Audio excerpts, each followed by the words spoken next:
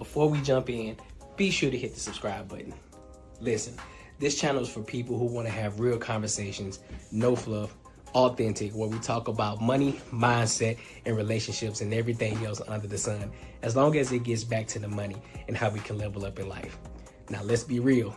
Subscribing to this channel helps my content reach more people, which gets me closer to monetization so I can continue to keep giving you high quality content.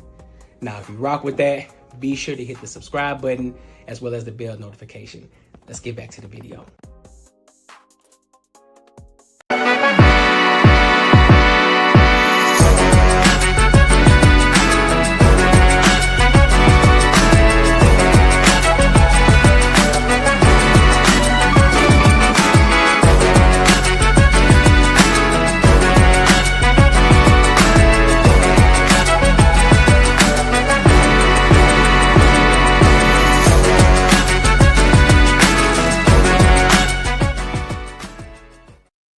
What up? What up? What up? Welcome to another show, one of the dopest shows on YouTube where we talk about everything under the sun as long as we get back to the money, the real conversations, and the real solutions.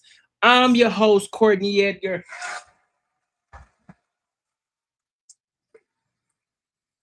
Listen, man, we got some topics to cover today. Happy Memorial Weekend. I know a lot of y'all out there, y'all getting to it. A lot of y'all just waking up. Some of y'all probably still asleep right now, because y'all got a little bit too turned at the barbecue.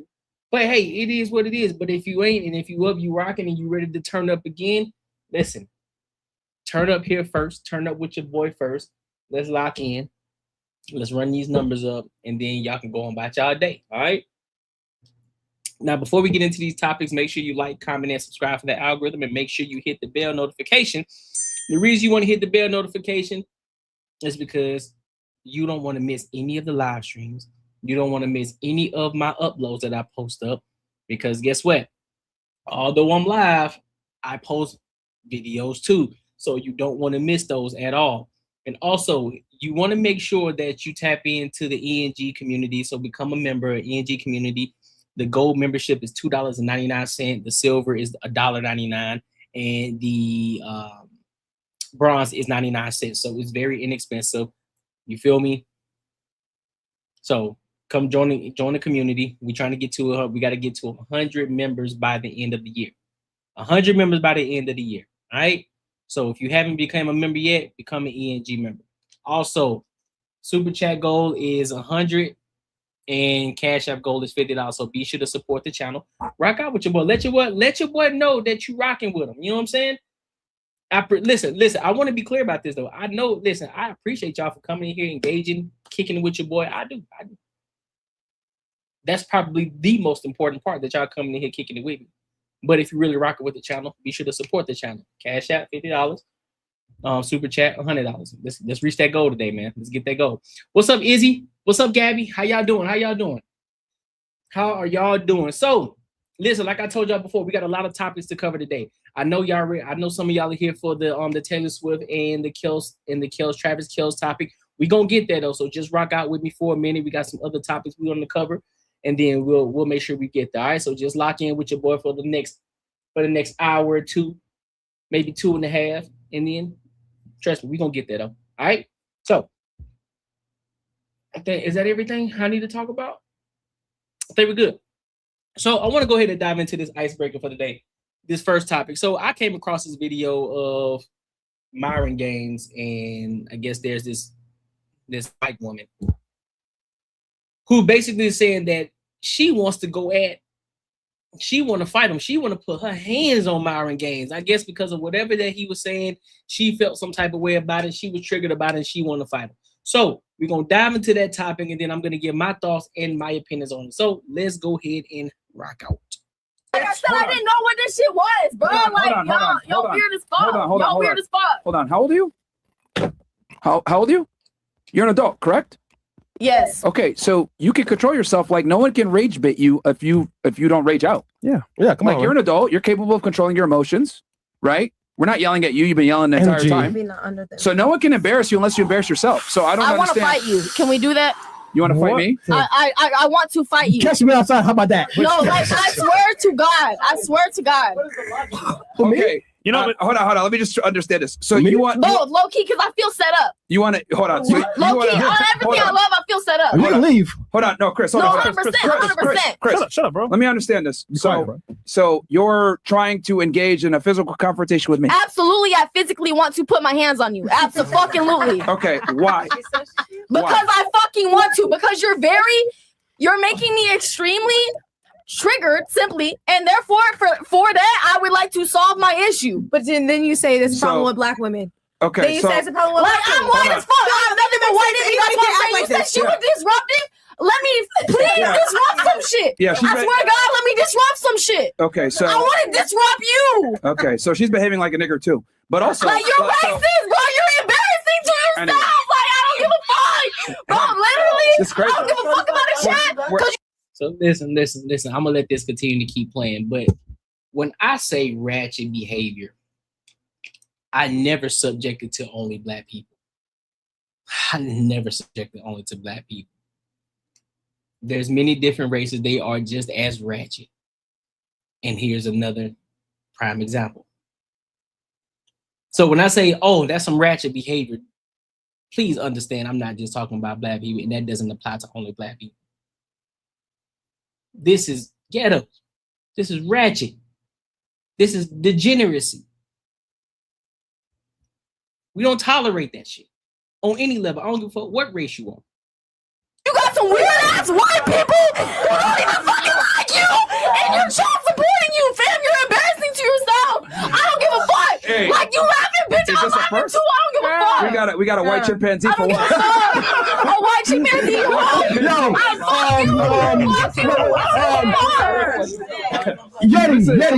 Yeti. Fucking I'm not Yeti. embarrassed of shit. Oh God, I swear to God. Everything I've ever said in my life, 100% stand by. I swear to God. Man. Hey, you ever play Pokemon? You get one of the legendary dogs. Just you play Pokemon, bitch. Raccoon. Yeah, we got a white chimp out. Who the fuck is Raccoon? Someone got the Ultra Ball. Loser. We got Hey, and that's why, like you said, men who get money. What? Listen. I'm a very objective person. Mr. Aaron. I'm a very objective person. When people are wrong, I call it out. When people are not wrong, I celebrate. Have there been times where Myron has gone overboard? Absolutely. 1000%. And there are some things that I disagree with the chimping out shit. I don't agree with that. I don't agree with that rhetoric at all. However, he doesn't only subject the way that he talks to black people. He talks to all races like that. So I can't sit up here and say, oh man, I can't stand them or I support them. Listen. It's content at the end of the day. He gonna say what he gonna say. Nobody can change how he believes it or what he believes. I can just agree with certain points and then I can disagree with other points. I don't know him from a can of paint. I never bumped shoulders with him, never shook his hand. So I can stand back and not have a biased opinion in regards to what's being said here. When he talking about chimping out and shit, I don't agree with that. But in this case, it's hard to argue or go against what he's saying because she's acting out. She's being degenerate. And let's be real, she ain't you can tell by her behavior and the way that she behaves, she hang around a certain demographic of people.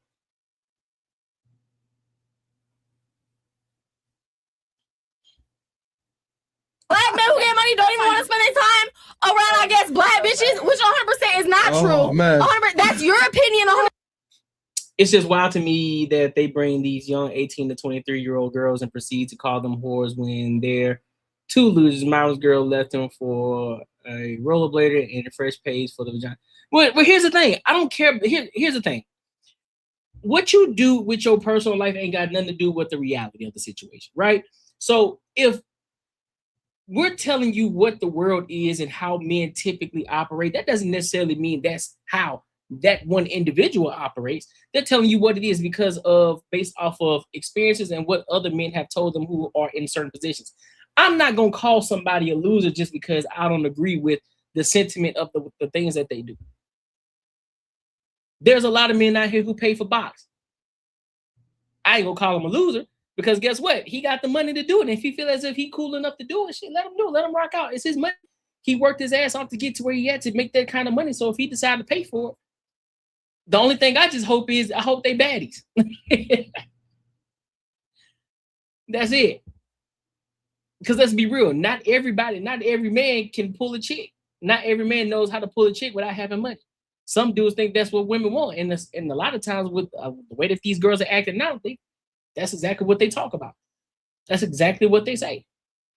So I get you. You know what I'm saying? I get, some people may have a disdain for him, but there are certain points that he made great points, and then there are other points I'm like, bro, you way off. But he doesn't only bring 18 to 23-year-olds on. He's brought in 50-year-olds, 40-year-olds, 30-year-olds, all of all ages, and they have the same sentiment. So it's not just 18 to 23-year-olds. It's just typically they're more likely to be on there simply because they're the ones that's always out and about. And so they want that clout. They want that, I want to get on the show. I want to act out, say whatever case may be, because it's free drinks. So I'm going to get up here. I'm going to get some drink. I'm going to go talk on the fucking camera with Myron Gaines. It's almost a clout thing. So. Second of all, no, who the fuck spends their time around you? I wouldn't even pay if you was paying me. Like I said, I only spend my time around men who are spending money on me. I would not spend my time with you if you was paying I don't know, $100 a minute, fam. So wait, you're unbearable. You're unfucking bearable, bro. I swear to God, your face, you're a personality, everything. You're ugly. I swear to God. Are you admitting that you're a prostitute right now? I think she just. I'm admitting that time is money. Time is money. I don't give a fuck. Time is money. Time is money. So 100 times 60 I'm gonna leave is here what? and I'm gonna make some money. You should be happy. You should be happy I'm spending my time here. Fuck. Thank you. Okay, so anyway, thank you, Queen. So this is rare. This is that main character complex. You should be happy that I'm spending my time here, bitch. I don't care. This is, ladies. I need y'all to really understand and really drive this through y'all brain. Y'all really think y'all the main character, don't you? You really think that you it. You really think that you're the one. You're not, dog. You're not. Please understand. You're not. Stop thinking that you fly shit. Stop thinking that you top shit. You're not. There's a small group of women. There's a very small group of women that you can look like, oh yeah, she hurt. She hurt. Oh, 1,000%. And you can't take it away from her. The rest of y'all, average. Take them ratchet ass baby hairs out. Take that makeup off and let's see what you're really hitting for. All that loud screaming don't mean nothing to nobody. Listen, I don't know where y'all getting off thinking that y'all got so much disrespect. And a part of that, I blame men on that too, because they ain't checking these broads. But society has brainwashed y'all so much to the point that y'all out here real deal disrespecting men, talking about you want to put your hands on a man. Not understanding who you talking to. Not understanding the room, reading the room, not understanding like, all right, hold up. I don't know this dude from a can of paint. And then you in his spot. You in his spot. You at his place. You in his domain. He could fuck your life up right there and you ain't got nowhere to go. But you talking tough. You talking cash money. You talking cash money like you about that. Like you really own it. Like you really about to do something. Now, if you decided to do something, he put his hands on you and he beat the brakes off your ass, and all of a sudden you gonna want to sue. All of a sudden you want to go file a report. No. Take your L and go home, Roger.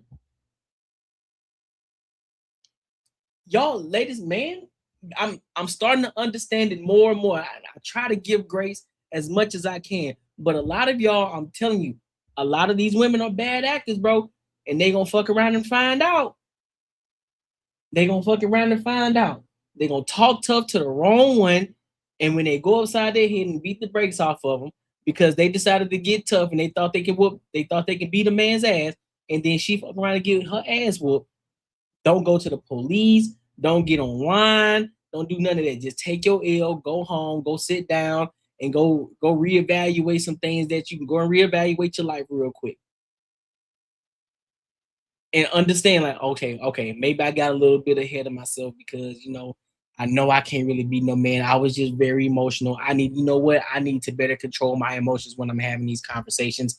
I may not like what he said, but now that I think about it, some of those things were right. I was doing exactly what he was saying, and I was behaving exactly the way that he talked about that women typically behave. And so I need to reevaluate myself, and I need to do better. And I think, like I said, when you play Pokemon, you get one of the legendary dogs. When you play Pokemon, one of the legendary dogs. We got a white chimp out. This is crazy. This is awesome.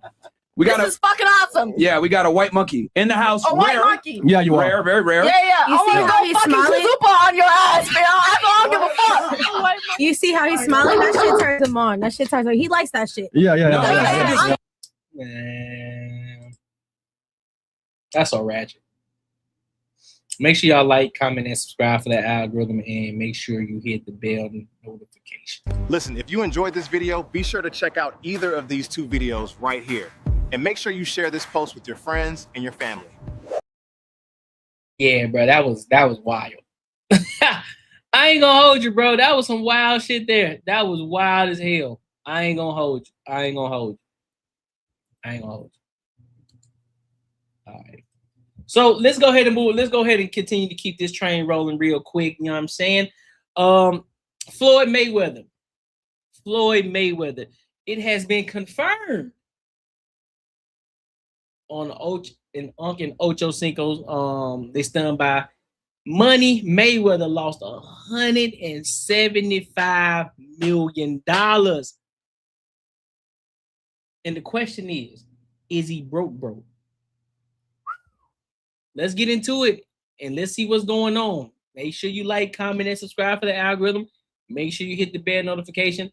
Make sure you tap into the super chat. Super chat goal is $100.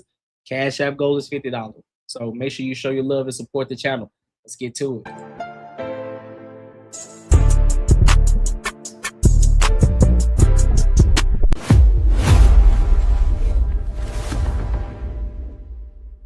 Drained his bank accounts, hijacked real estate deals, pawned off his jewelry, and even made his private jet disappear. According to TMZ, Floyd says roughly $100 million worth of bling has handed over to a Miami jeweler for only $13 million in return. And he said a huge chunk of the collection is still sitting with the dealer. Floyd also says he unknowingly signed paperwork transferring ownership of his Gulfstream jet with a buyer section left blank, and says he still doesn't know where the aircraft money went. Floyd also reportedly has been ordered to pay more than $1 million in child support after a Nevada judge ruled the retired boxer fathered a 4-year-old girl born to a former dancer at his Las Vegas strip club. Floyd also faced a reported $7.3 million IRS lien. Ocho with the hell no. lavish lifestyle that Floyd has built over the years, the jet, the entourage, nonstop spending, has he created a lifestyle that when he was making $200, $400 million a year, he was able to enjoy. Has he created something that he can no longer keep up with?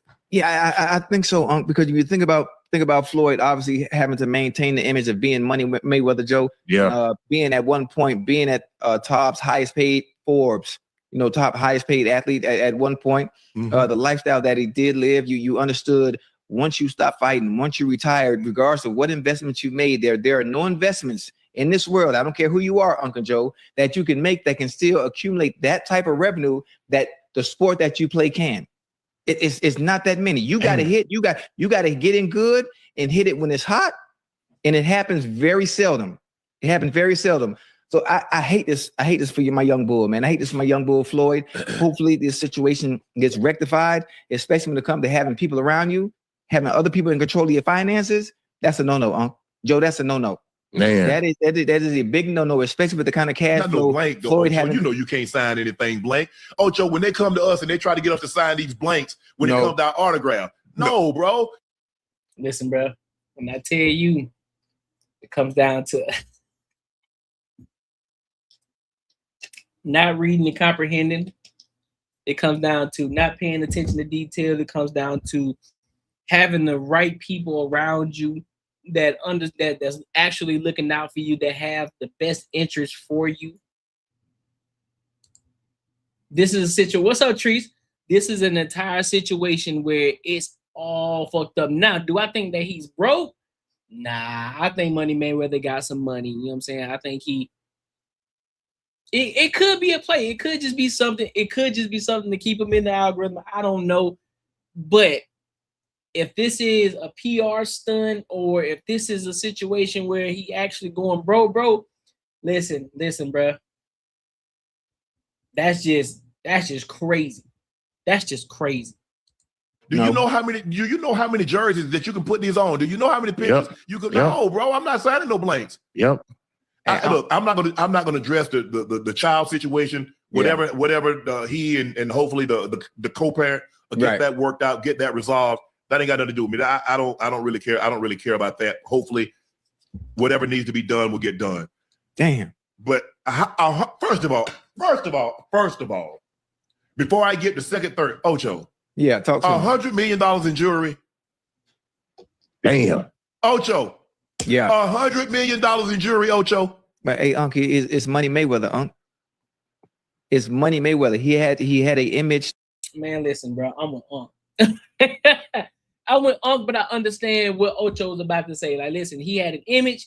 He had to maintain that image. That's why, listen, bro, I'm not going to put myself in no position. I'm not going to put myself in no expensive. I'm not going to put myself in a space or in a position where I have to upkeep an image that's going to be very expensive. I'm not doing that. I'm not doing that. When we making hella bread over here on this YouTube channel and we getting done, trust me, I'm telling you, it's not going to be significant changes.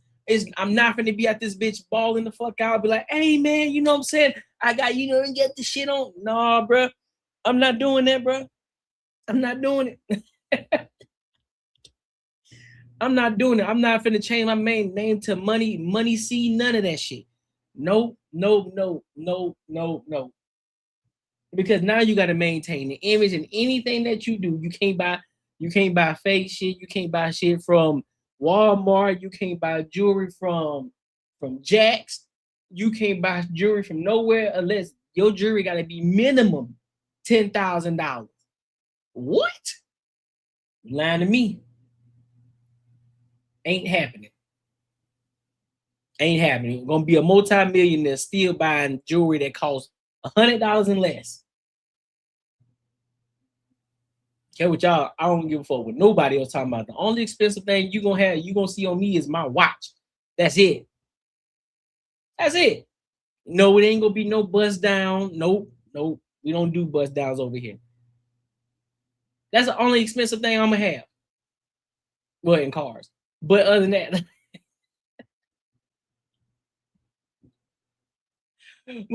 that, I'm good, bro. I'm chilling. We gonna keep it plain. We gonna keep it plain, Jane. I know other people talk about, man, when you get money, bro, you start to have eyes for different like shoes and shit like that. You don't care too much about the Jordans and shit. Man, you crazy as fuck. Well, I'm gonna be wearing the same type of shoes. Jordans, Nikes, New Balance. What else shoes I got over there? Yep, Nikes, Adidas. What else? Yep. And I might have a few. I might have a few other pair now. That's some quality. That's some real quality brands, and I might pull them out when I got to step to an event or some shit like that. But other than that, man, I'm chilling, bro. I'm chilling. I do not need all the extra shit, all the over the top bullshit to let everybody know that I'm making money. Listen, you gonna know. There's gonna be certain signs that you gonna know we getting money, we getting to the bread over here.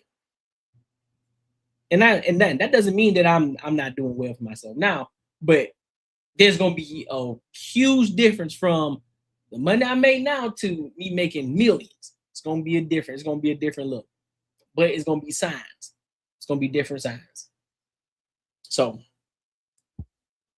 but hey, man, I hope he's able to figure everything out. I hope he's able to get out of that situation that he's in.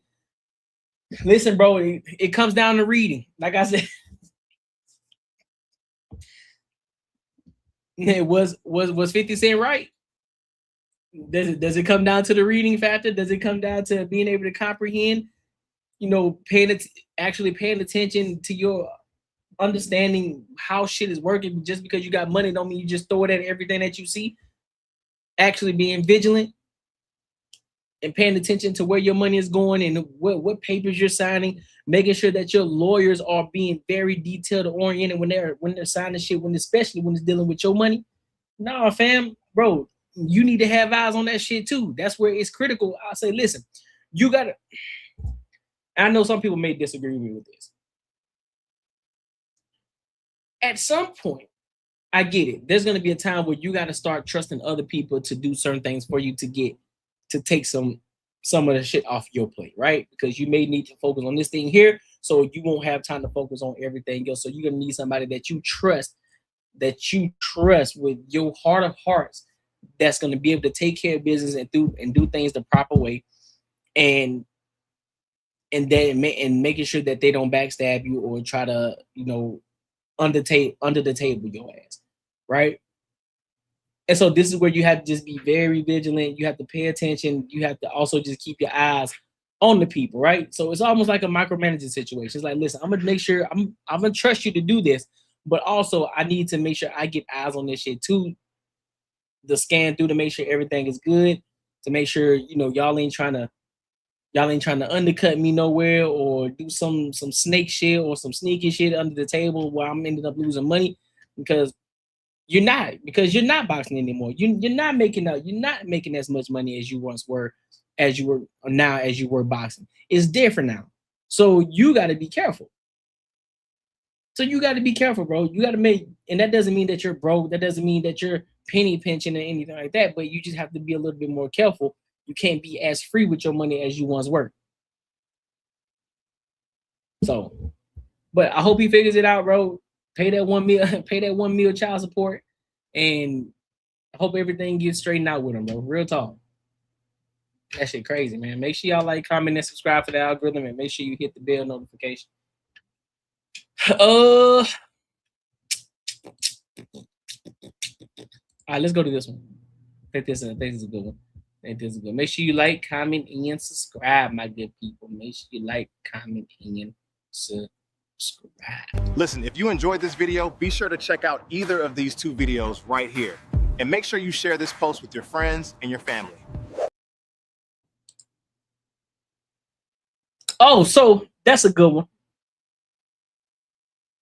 I'm gonna watch this entire thing because so we're gonna watch Key the Great.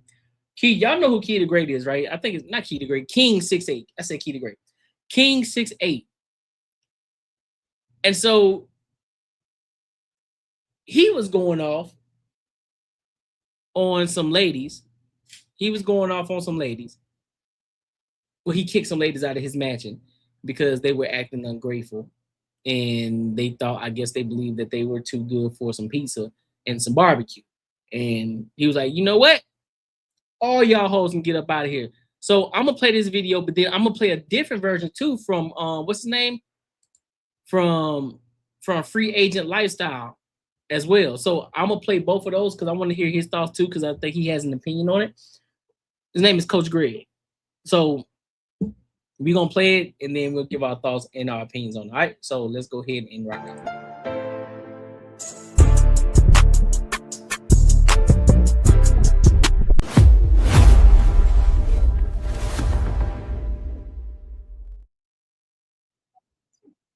Yeah. Oh, the food? Yeah. We got pizza. You gonna heat it up? Oh, that's the food. Oh, yeah. What's wrong with this? Let me put it in the oven for you. Or you got Uber Eats, right? You order some Uber Eats. Help yourself. What do you want to eat specifically? I'm gonna try to make it happen. And we heat it up. You want it? Was you feeling something specific? Huh? This is good. All right, baby. You sure? Because your face. You got minutes? Your face is saying otherwise. You want some pizza? Yeah. All right, you a little slice of pizza. Thank you. You are. You guys do have pretty bad attitudes.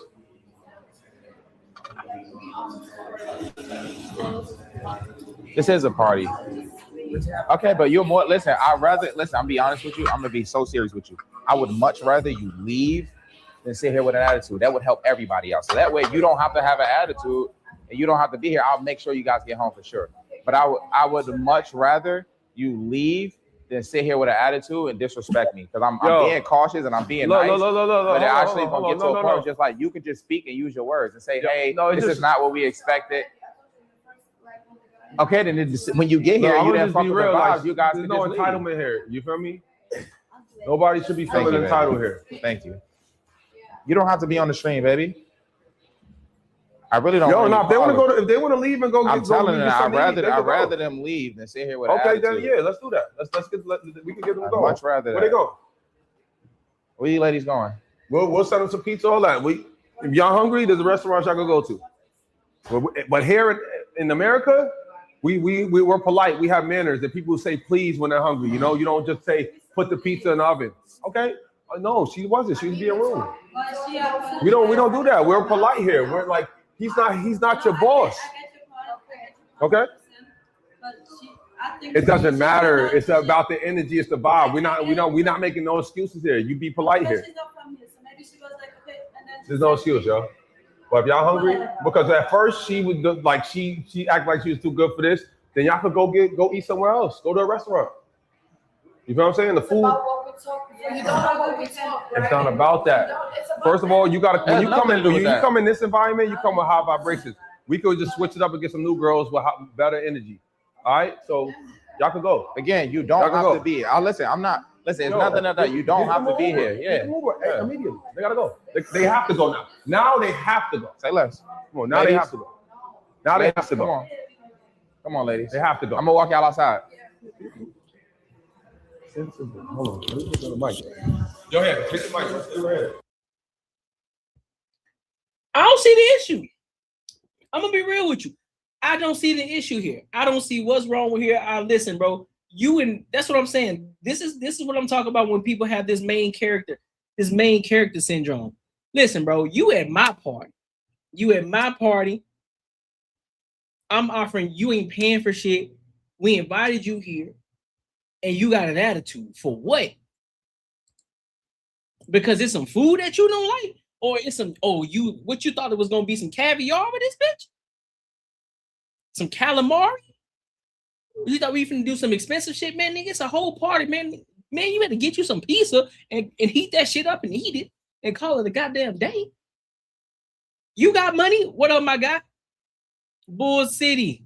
Whatever fuck I want. What up, D'Angelo? You better eat this fucking food or order you some Uber. But on top of that, you got to make sure, again, you in somebody else's house, dog. What is up with y'all not respecting people's house? You in somebody else's house, they invited you into their shit. Bitch, you better be on your best fucking behavior and you better be respectful at all times. Yes, please, thank you. Can you, please, I'm so hungry. Can you put something in the oven for me, please? Thank you so much. Bitch, you better act like you ain't never had food before. You better be grateful. You better be thanking. You better, yes, thank you, please, thank you. You got an attitude. Or if anything, like, hey, listen, I'm not really feeling the pizza, but I do appreciate it. I do appreciate y'all doing this because y'all didn't have to do it. Y'all couldn't have none, but I'm just kind of craving something else right now. That's cool. I hope I'm not bringing the energy down by going to get some other foods. That cool? Cool. Now he probably would have been like, oh no, that's cool, man. Hey, do your thing. Hey, I get it. Do your thing. Man, he probably would have offered to pay for the shit. Like, hey, matter of fact, I'll pay for it. You know what I'm saying? Where y'all going? I'll pay for the shit and y'all straight. But because you got an attitude, you got the main character syndrome, you think because y'all some little cuties, you thought niggas was just gonna bow down on one knee and think they was just gonna give you what you want. Ha! You lying to me.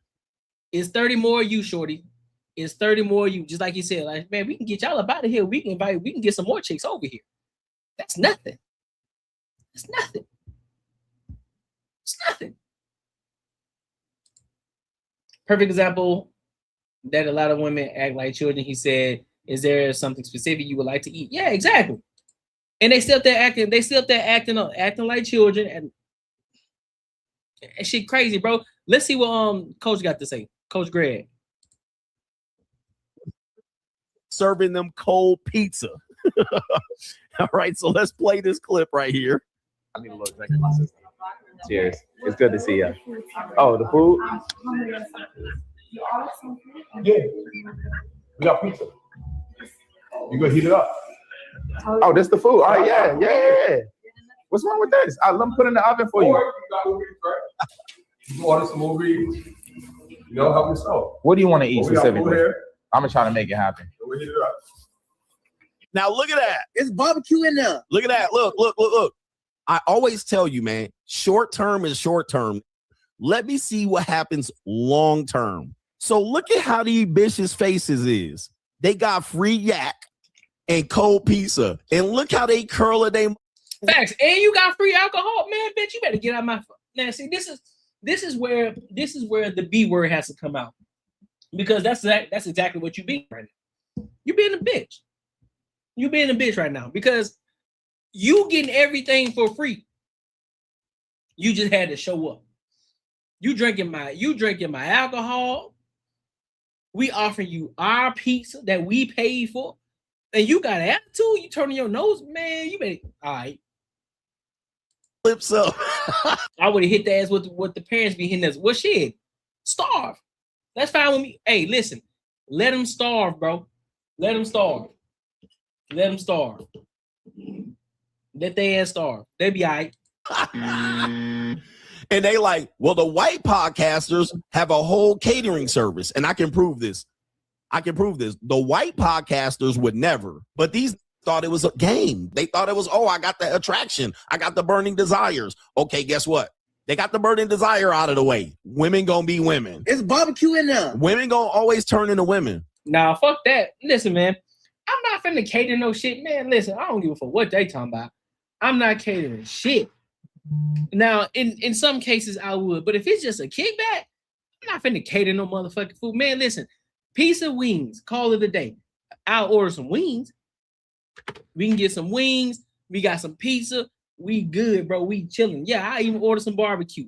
I'm not finna cater no goddamn meal just for y'all satisfaction. So y'all can say, oh, we went to his crib. He had catered meals all spread out over the table. He had the private chef. He was doing this, man. Fuck all that. Listen, we kicking it, bro. We kicking it. We chilling. We vibing, playing good music, having good drinks. Ain't nobody finna do all of that, bro. Short term, look, that whole onesie twosie here and there skis, yes.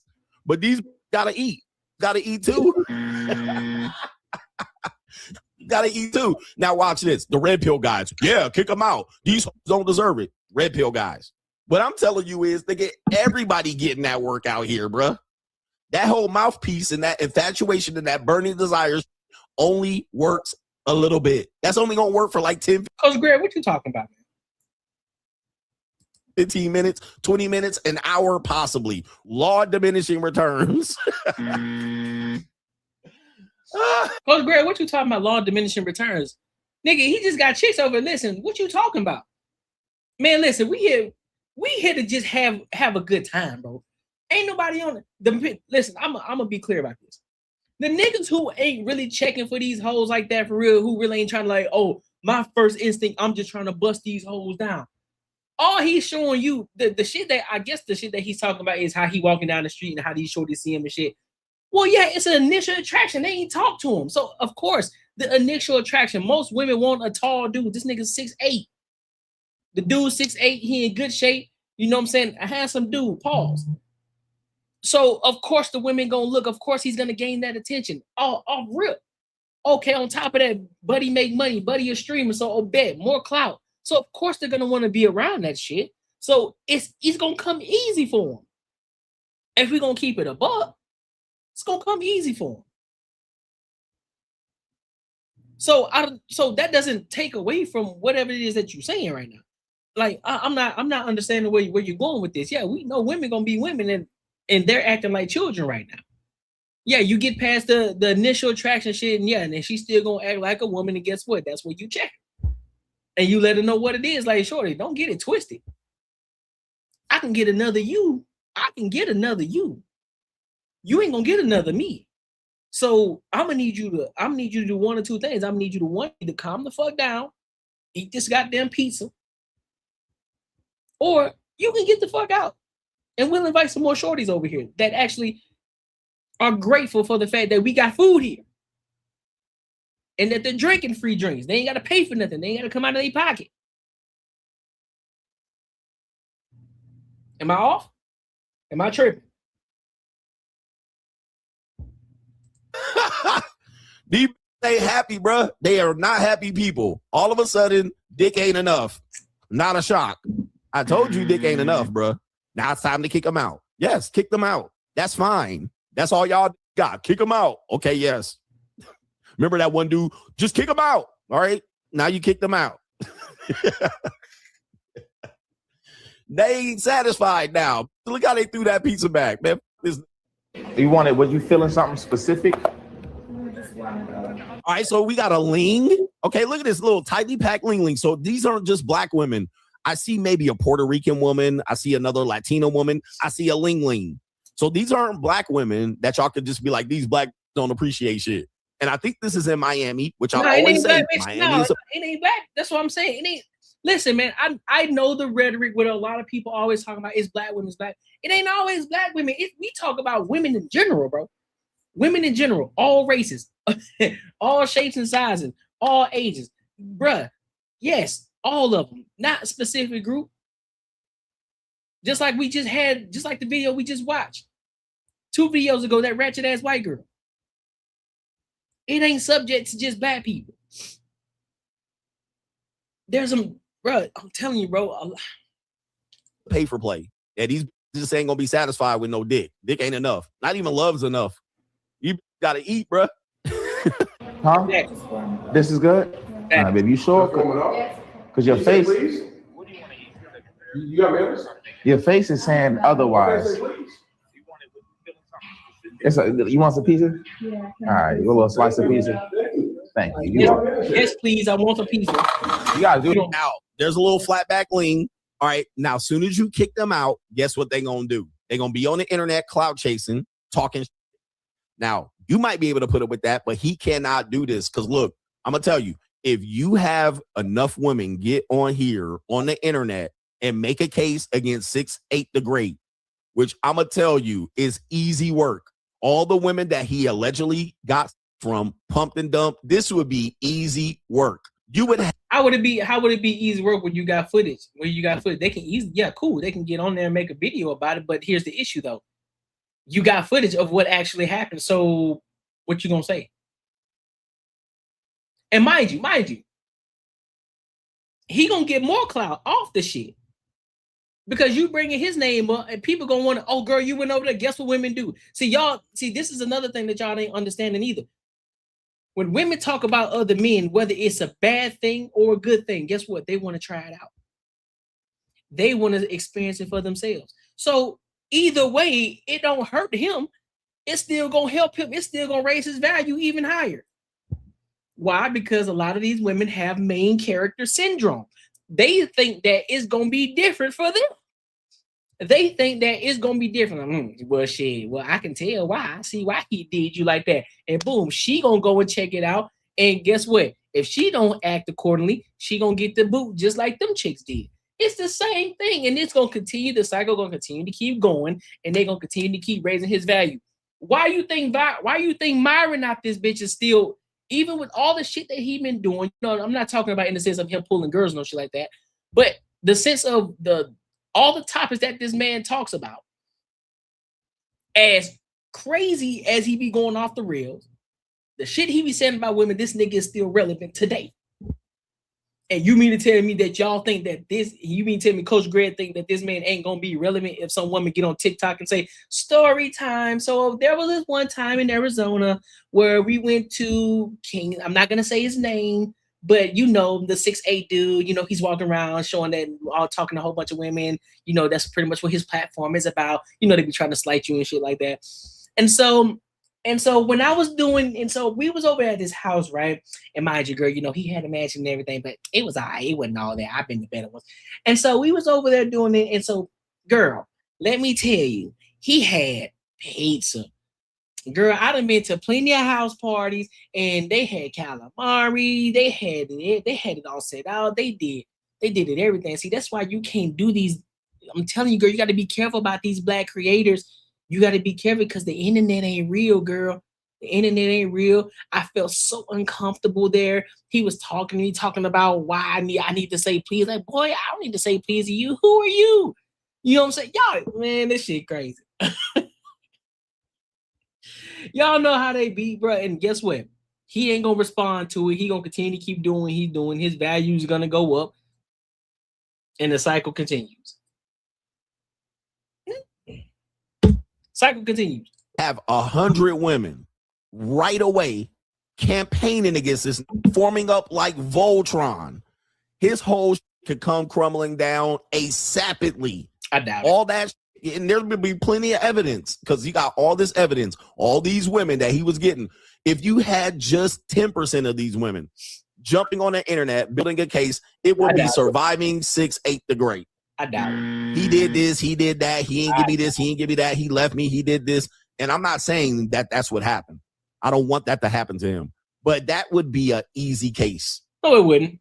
This is why I tell you. No, it wouldn't be an easy case because now people are not believing the bullshit anymore. People aren't believing, bro. People are not believing the bullshit anymore because there have been too many cases. We just had a situation with Stephon Diggs. Shorty got caught in a lie. Shorty got caught lying in the court. There's many cases where these hoes be lying. Because they're trying to get a come-up check. They're trying to get a come-up check so they can talk about how they're a baddie and they can talk about, oh, I don't deal with no niggas who ain't got no money. Of course you don't deal with no niggas no money because you're trying to finesse these niggas so you can get a come-up.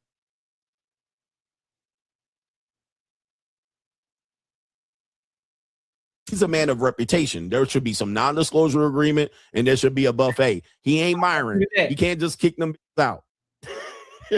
You crazy. You can kick them hoes out, bitch. You in my house. But I do agree with the NDA though. Hey, listen, this is what we're gonna do. Non-disclosure. If you come inside my career, because he's an IRL streamer, right? He's IRL streamer, YouTuber, and all that shit, right? So non-disclosure agreement. Listen, you gotta sign on it. If you're gonna come to this party, you gotta sign on the dotted line. I need you to sign. On the dotted line. Let me know. I'm telling you everything that's gonna go on. You are not to talk about anything that's going on or not to defame character because we ain't gonna do shit to you that you don't want to be done to you. We kicking it, we having a good time. NDAs. Anything else that's going on, you are not permitted to talk about. If you do, you will be sued to the highest extent of the law. You will be sued for everything you got. So don't play with me. He can't just kick them out and then just tell them, you ain't. All right, he can't do that. You can do that. He can't do that. But he would literally set himself up for failure overnight. See, that whole of women genuine burly desiring you, it's a myth. No, it's not. It's a myth. Look at these boxes of pizza and these looking. And yeah, do you have to feed them? No, you don't. I'm not saying you have to feed them. But if you're doing what he's doing, you got to feed them. Or else they're going to be out here dragging your ass with receipts. Okay? Receipts. You have pretty bad attitudes.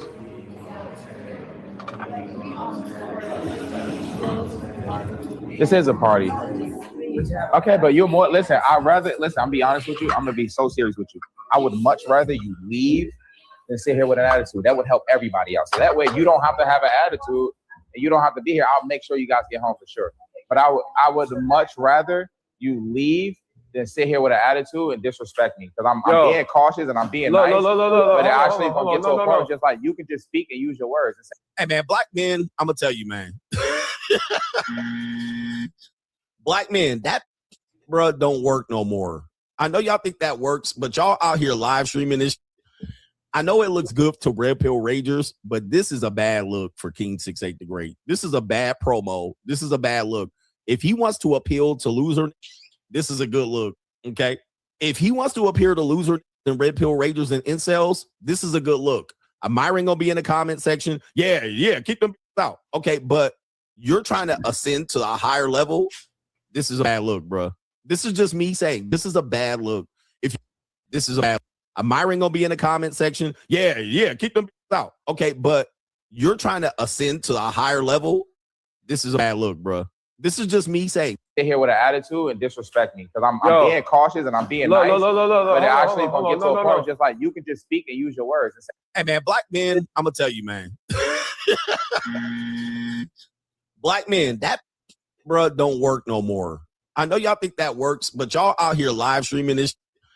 I know it looks good to Red Pill Ragers, but this is a bad look for King 68 the Great. This is a bad promo. This is a bad look.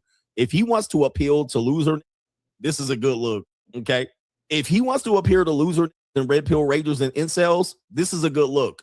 Myron gonna be in the comment section. Yeah, keep them out. Okay, but you're trying to ascend to a higher level. This is a bad look, bro. This is just me saying this is a bad look. If you're gonna deal with this quality of woman and do this, you're gonna get paid back, bro. I'm gonna just tell you, bro. Say, hey, no, this is not- what you mean this quality of woman? What are you talking? Coach Gray, what the fuck are you talking about?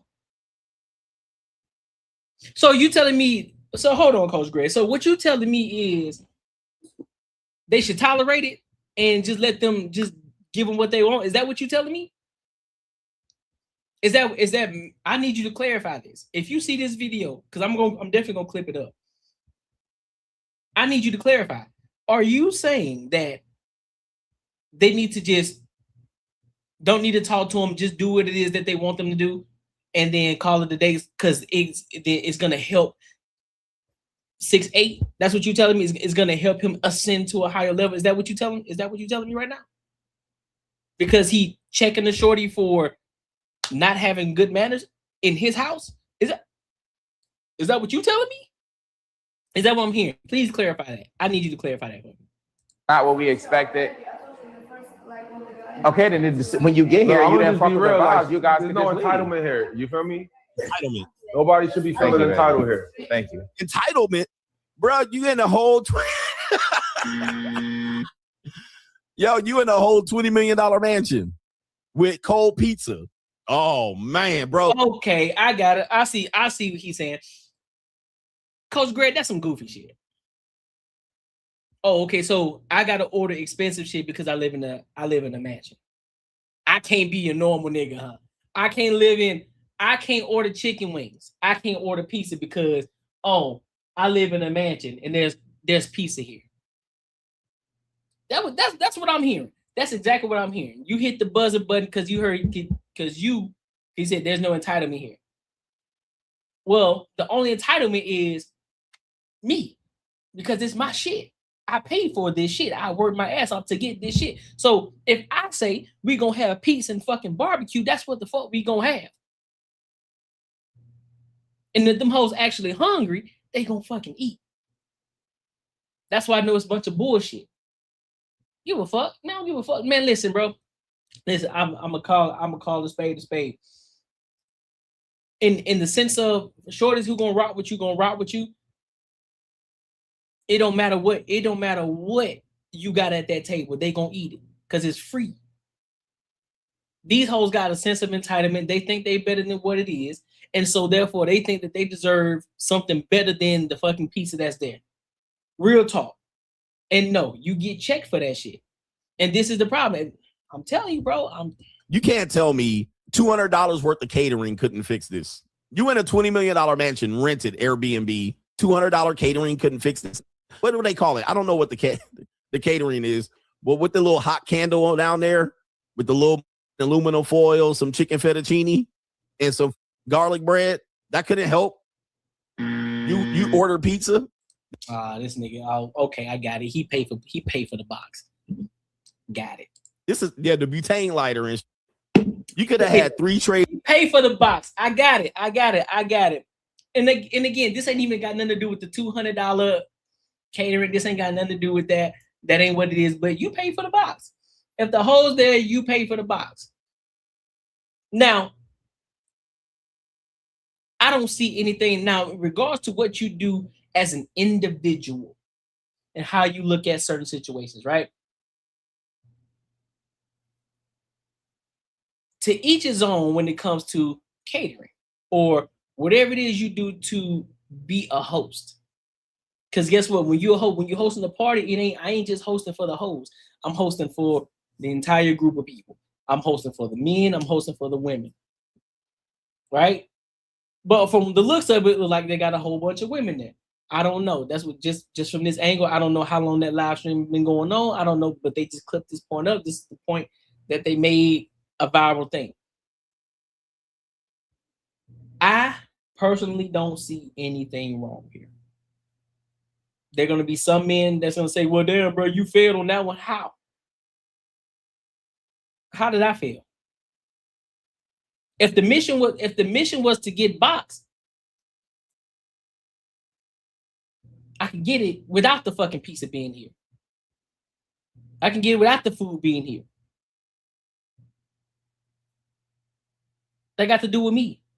If I'm gonna get the box, I'm gonna get the box regardless. However, if the shorties want to be there, if the shorties want to be there just to come kick it with me, just to be there, just to be in my space and my vicinity, they're gonna eat whatever's fucking here.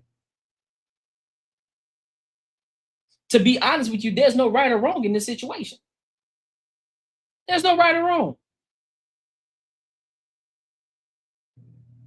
But the bigger issue is the entitlement.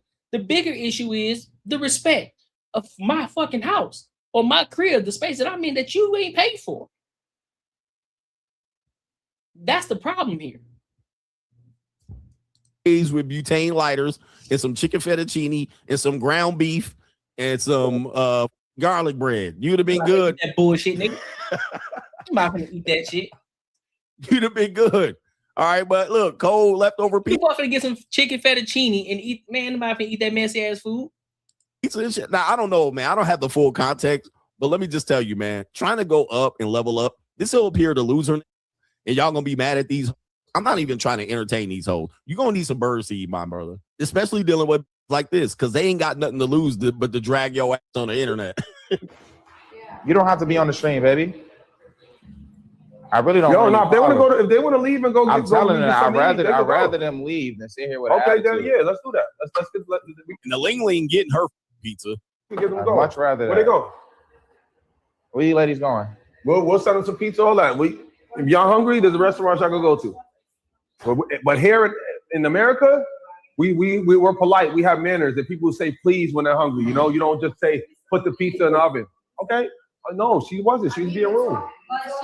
We don't do that. We're polite here. We're like, he's not your boss.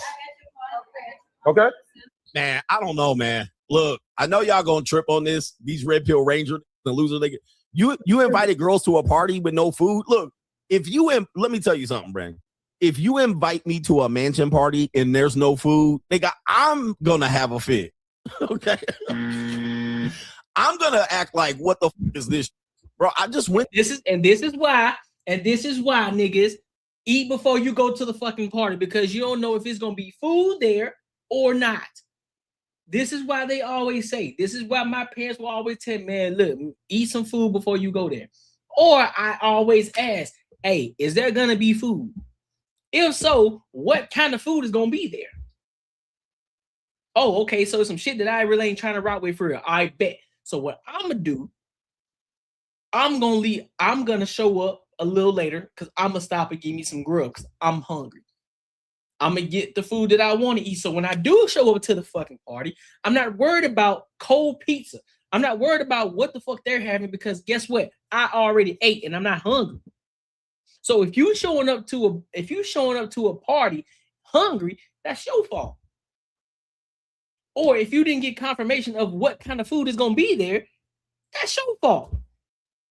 Eat before you come, my G. So you ain't got to worry about it. So now you can just enjoy yourself and drink up, because the drinks are free too. So bullshit. Unless the invitation specifically says, listen, man, we having a party. There will be food. Food will be catered by X, Y, and Z. This is what's gonna be on the menu. Boom, boom, boom, boom, boom. Nigga, I'm asking questions. What kind of food gonna be there? Who catering the food? What is it? I don't know what that is. Oh, look it up. Bet. Let me look and see what this is. That like it'll be good. All right, bet. So I'm gonna eat that. Or nah, I ain't fucking with that shit. So I'm gonna eat some on the way there. I eat some before I get there. to a mansion party. Fuck I out. just went to a mansion party like 2 weeks ago in a crazy mansion. All right, let me see if I can show you the receipts because you know me, I'm about the receipts. Okay, I just went to a mansion party. They had the Mexican catering there, bruh. They had a full spread. Where's that at? I had the evidence real quick. They had a damn spread. Okay, what's going on here? Instagram bugging out. I'm talking about Mexican catering and all of that. So I'm tripping on why he tripping. Okay. Mansion party and cold pizza. Y'all need to wake up, bro. Y'all out here. Man, get out of here, bro. Here offering some loser. These girls don't deserve to eat. This is me right here. This is me. This is the mansion party I was at. Y'all can see this on the screen. What a spread. With a view right here of Las Vegas. Look at this. This is the mansion party I was at. What a food spread, though. Okay. And they had catering. Look at all these people, bro. All right. That's where I was at. Dude, they had a whole kitchen over there full of catered food. Mexicans bringing in the catering. They had so much food. They didn't even know what to do. All right. They had a full open bar. No red Solo cups. None of that. So that's what I'm talking about. I'm looking at this and I'm going, these men are okay. He didn't show that food spread though. He just showing him at the mansion. He didn't show the food. He didn't show no spread. But hey, we gonna let him. We gonna let him live though. We gonna give him some grace. We gonna give him grace. But we damn sure ain't see that Mexican food. You just show the people. You show the city. You show the food. You ain't show us no food. So everybody want to call. That's what I'm saying, bro. This is the shit. How am I gonna tell motherfuckers how to operate with their own money? That's the shit that I don't understand. You telling niggas how to operate with their own money, what they should do with their own money at a party. To elevate what? If that's what you do at your parties, bro, salute to you, dog. But if a nigga just say, hey, man, because you don't even know what the fuck is going on. It may not even be a formal fucking event. It's just something chill. They probably just kicking it. A kickback type shit. It's an IRL stream. It don't, as you can see, it looks fairly casual. It looks like a casual ass party. That's it. A fairly casual, nothing crazy, no theme. We just vibing, drinking, and kicking it. That's all we doing. So we just gonna order some pizza. We don't need to go over the top with the shit. And these hoes over here bugging about some food and some pizza. And on top of that, they over there sitting in the kitchen in the island away from everybody else. They secluding themselves. So I don't want to hear that shit, bro. It's bullshit. I don't want to hear that. Get out of here, dog. I don't know what the hell he talking about. No, I don't know what the fuck he talking about, bro. Make sure you like, comment, and subscribe for the algorithm, and make sure you hit the bell notification. Listen, if you enjoyed this video, be sure to check out either of these two videos right here. And make sure you share this post with your friends and your family. Yeah, I don't know what the fuck Coach Greg talking about, man. That nigga on some old shit. Real talk. That sound like some old nigga shit. I'm gonna be 100. Sound like some old nigga shit. That's exactly what he sounded like. Old nigga shit, just saying some shit just to be saying it. I'm not. I ain't going. Let me put this in real quick. Make sure I give him his credit though. Cause you know how people be, damn bro, you like, man, you at least tag the video. I got you, bro. Don't worry about that. I got you.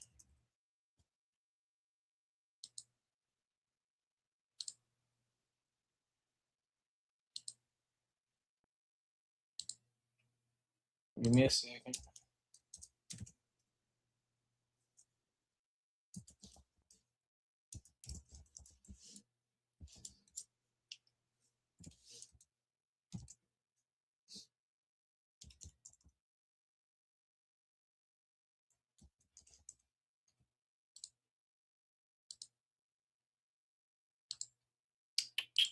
Oh, and make sure y'all tapping into the super chats too and the Cash App goal, man. Y'all been slacking lately. Y'all been slacking on your boy lately.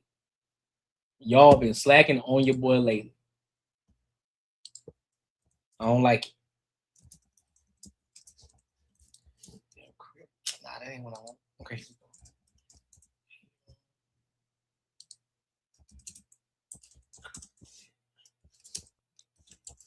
All right. Tag this shit in here. And Okay, one more.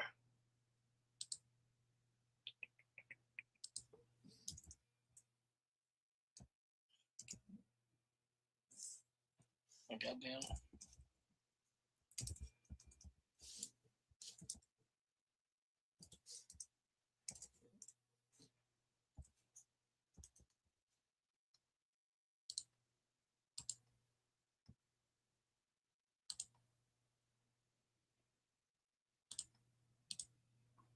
My bad, Joe. I'm coming.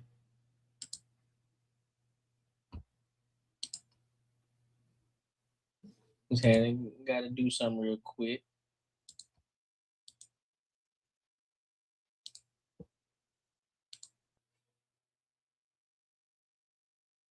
Manusia on the beat, shebang.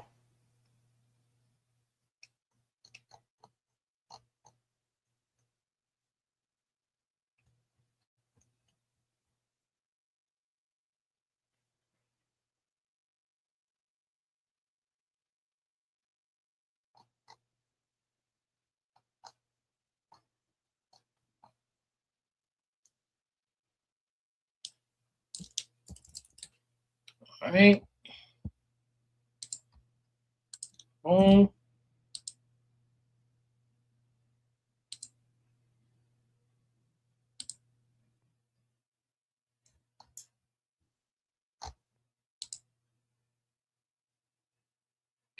on.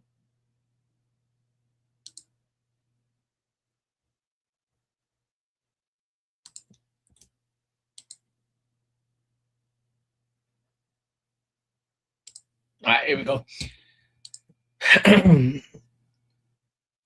Pablo Patriot says the earth is flat. Nah, I doubt it. I don't agree. Bull City, do you think these women had parents with class like yours? Doubt it. That's true. That's true, Bull City. I don't think so. I don't think so, dog. It's different. It's different. Because we were taught this. When we go to parties, we go to events, our parents always say, look, put some on your stomach first. Because we don't know what they're gonna have, especially if they didn't ask or they didn't tell you what the food was gonna be. You always put some food on your stomach first. Now, if you decide you see some shit over there that you like and you want, cool, go ahead and have you some. But let's put some on your stomach first, so that way you won't go over there hungry. And because they always say, I don't want nobody to think I don't feed you. So put some on your stomach now, and then if you do see some shit over there that you like, yeah, cool, you can have some. Or if you invite me to a party, guess what the first thing I ask? Before I even ask who gonna be there, I ask, hey, is there gonna be food? Is it gonna be food? And the reason we ask, bro, because we know we may be there for a minute. So it's like, all right, now I need to plan. If I need to plan a couple of things. Depending on the time, it's either I'm gonna get there, I'm gonna show face for about an hour, and I'm gonna leave, I'm gonna get something to eat. Or I'm gonna eat before I get there. If I know I'm gonna be there for a while, I'm gonna eat before I get there, get filled up, make sure I'm good, make sure I'm satiated, and then I'll go to the party. But I'm not just gonna show up not knowing if there's food or anything, bro. You're crazy as hell. Not doing that. Finna catch me out here slipping. Stomach touching your back and everything. Now I'm over this bitch mad as hell.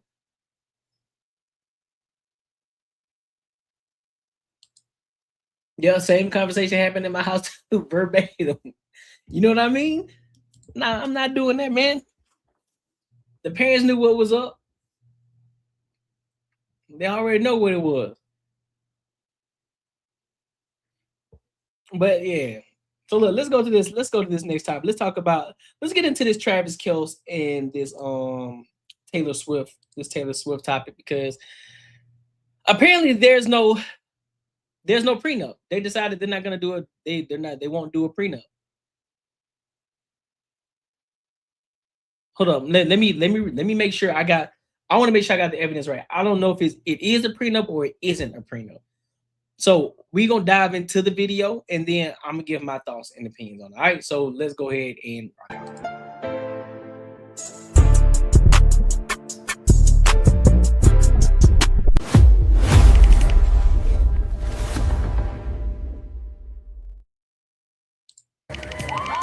minus 44 days until the biggest celebrity wedding of the year, the decade, okay, the century. That's T, as in Taylor and Travis. Shit. Why do they do that? I'm not gonna risk it. Why do they do that? Now, Meghan Markle has made a surprise visit to the UK, her first since 2022. The secret trip was revealed after Meghan posted a photo of the card the British Airways crew gifted the Duchess in recognition of her recent wedding anniversary. Thanks to this amazing flight crew for all the love, Meghan wrote on Instagram. Appreciate all your memories and kind words. Kinsey, Meghan was traveling home to California. Kinsey, this doesn't sound very romantic. Subject, she would likely, Kelce may wish to include to execute anything they tease. I just want them to enjoy a life of privacy, which is what they fled the royal family to do. We still haven't got there. Now, a high-profile lawyer has told Page Six of the steamy details that could be disclosed in Taylor Swift's and Travis Kelce's potential prenuptial agreement, which could include the pair being barred from discussing their marriage in public. Lawyer Sarah Luetto told the magazine Swift and Kelce may wish to include terms fostering confidentiality and privacy. This may include non-disparagement or non-disclosure terms related to their relationship. In Taylor's case, she would likely not want to include provisions limiting her from singing about her relationship in songs, particularly since there is always so much speculation about the subjects of her songwriting. Kinsey, this doesn't sound very romantic. No, there's nothing romantic about this at all. But I also think, unfortunately, I feel like I come off as a Swiftie when I do your show because I have so much information about this woman. She's famously intentional with her storytelling and Easter egg culture. So the idea that she would suddenly be boxed in by legal clauses about songwriting feels more like a storyline in like a Shonda Rhimes Crossroads Britney Spears remake than something grounded in how Taylor actually operates. If she wants to give us a Travis Kelce song, she's going to give us one, you know? Oh my gosh, Kinsey, I can just imagine you on album release night going through the lyrics, trying to decipher precisely what she means, who she's talking about, what the hidden meanings are. Oh, Kinsey, I need to have an intervention for you. Well, let me see if I can grab some more detail, but it seems like it's pretty straightforward on what's being said here, but see if I can find any additional information on this real quick. Give me a second.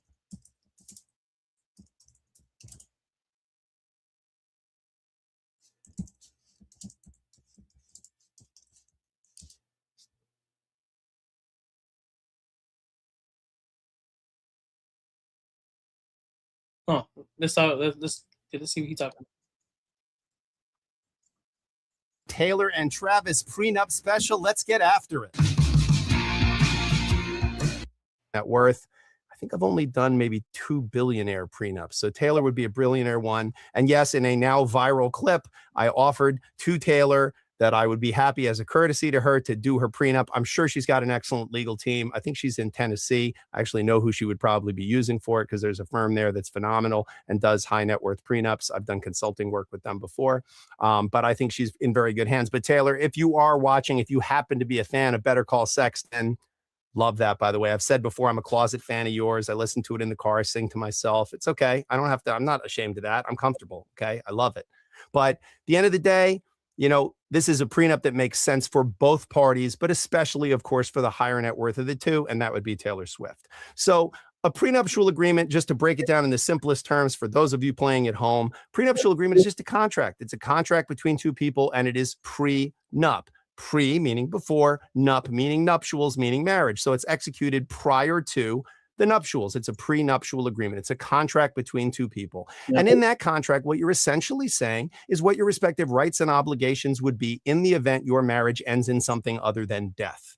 Why do I say it that way? Because all marriages end. They end in either death or divorce. And over 50% of them end in divorce. Now, again, I hope that Taylor and Travis's marriage ends in death.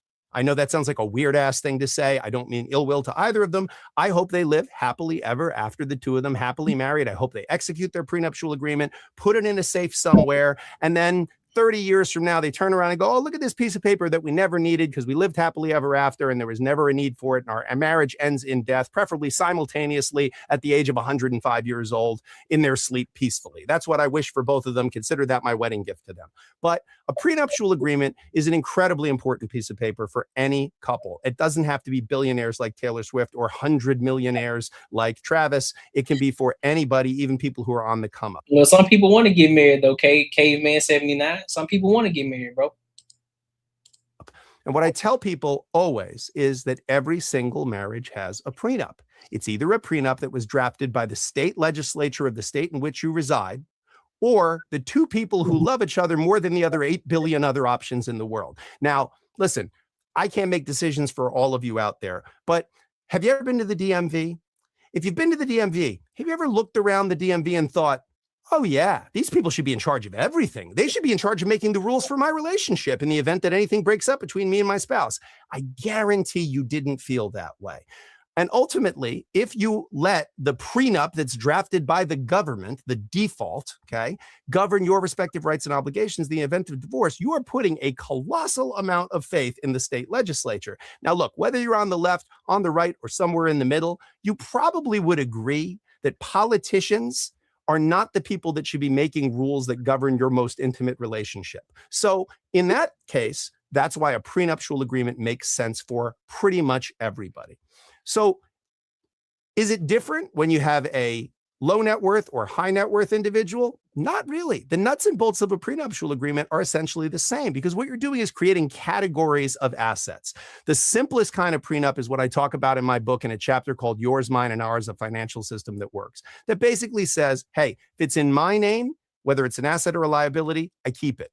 If it's in your name, whether an asset or a liability, you keep it. And if it's in our joint names, we split it 50-50. Simple, clean, and it opens up the possibility that either person's net worth could go up or down during the marriage, and it forces a couple to have discussions throughout the marriage about what their respective rights and obligations are in the event of a divorce. What do we owe each other? That's really the conversation that people are having when they're talking about a prenup. What value do we bring to the table? What value do we owe each other by virtue of our marriage? And there's all kinds of clauses, and I've drafted every possible conceivable version. And here's the thing, though. I am a fan. If you are a person who has already established themselves, you've already put yourself in a position where you become one of the elites, right? And then eventually you find that person that's really rocking with you, that's on your side, that's with you. Now this is the time where we have to put these prenuptial agreements in. We have to put these clauses in because I got this before you got here. And it goes for both sides. You got to where you were before I came into your life. I can't ask for anything I can't ask for any of your assets or your earnings prior to me. Anything after that, meaning anything that we create, any businesses or any other entity or whatever the case that we create together as one, then that's when we have that conversation. But anything before that, no, you ain't getting none of that. You get none of that. No, you don't touch that. You're not gonna touch it. We're not gonna have that. We're not even gonna discuss it. Don't even think about it. Because then if you try to guilt trip me and tell me, well, you don't love me. No, I do. But apparently you don't love me enough to want to understand that you weren't around when I got this shit before you. And who the fuck are you to tell me that I need to give you a piece of this because now all of a sudden we together? No, it don't work like that. Anything that we build while we're together, yes, no problem, no issues at all. You get it. You get a portion of it. But anything before I met you, before I even decided to approach you, you get none of that shit. Don't even try it. Now, if you guys just broke together and then y'all built something together and then unfortunately you get a divorce, now, of course, yeah, y'all built that shit together. So split that down the middle. of clauses you could possibly imagine in your wildest imagination in prenuptial agreements. But in a case like this, where you have two people that are coming into a marriage with a substantial net worth and a diverse number of holdings, like Taylor doesn't just have bank and investment accounts and retirement accounts, real estate that she owns. She has intellectual property that she owns. You know, there's been a lot of discussion in the press about her catalog of music and the rights that she owns to various things. That's a great question. People want to know. It came out from Forbes and Newsweek. The approximate value of Taylor Swift's entire music catalog to date is around $600 million. Boom goes the dynamite. Yes. Again, she's a high net worth individual. And again, I've represented my highest net worth client was worth about $8 billion.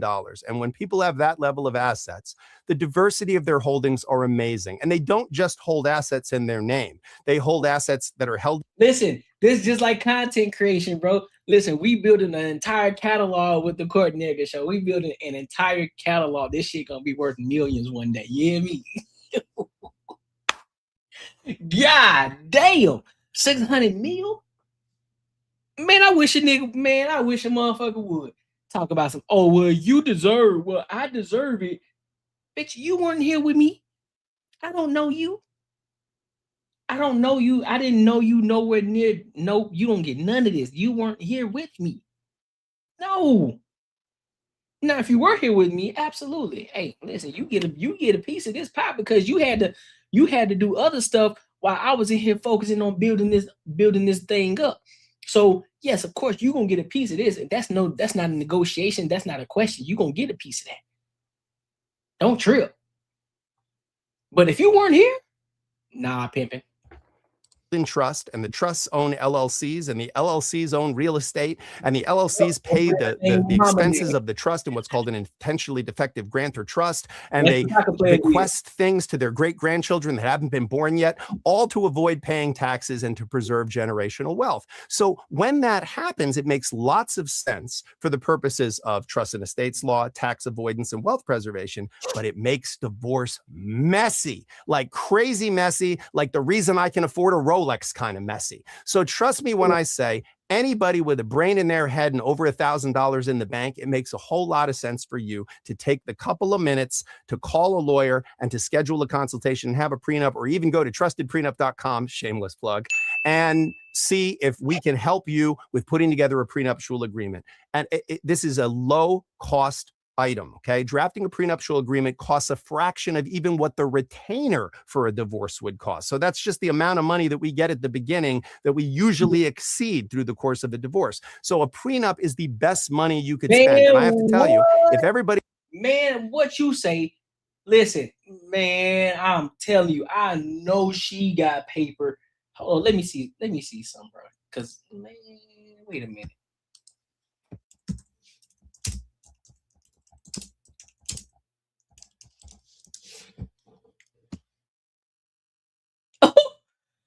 Boy, listen, dog. Listen, family.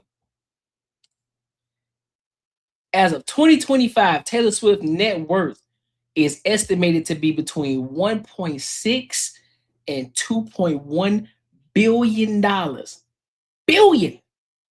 According to Forbes, her net worth is approximately $1.6 billion, primarily from her music career, the Eras tour, and the reacquisition of her music masters.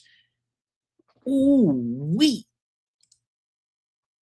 Other sources estimate her net worth to be around $2.1 billion, reflecting her success in music and performances. Overall, Taylor Swift remains one of the wealthiest female musicians in the world. God damn. And see, y'all remember when I said there's a fraction of women who you can look at and say, yeah, she her? No.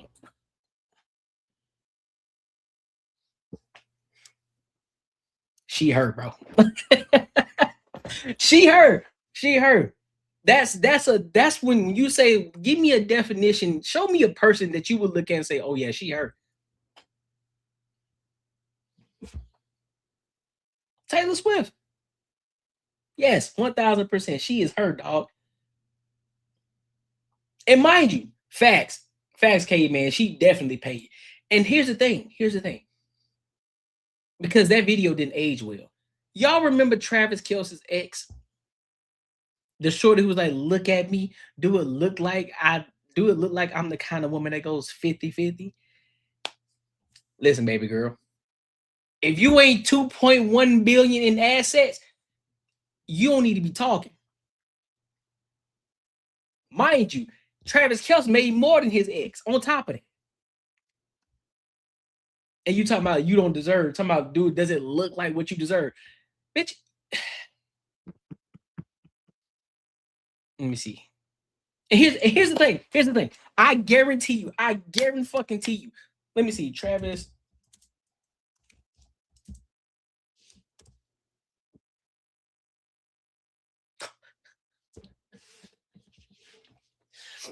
And mind you, that's a lot of money still. But damn, she trumps hand over fist in asset, dog. Hand over fist. As of 2025, Travis Kelce's net worth is estimated to be between 70 mil and $90 million. He has earned approximately 111 million during his NFL career, as has additional income from endorsements and business ventures. His engagement to Taylor Swift has also contributed to his public profile and financial status. So, in other words, not only is he one of the highest paid tight ends in the NFL, this nigga's stock value just went the fuck up because he was with Taylor Swift, because he's with Taylor Swift.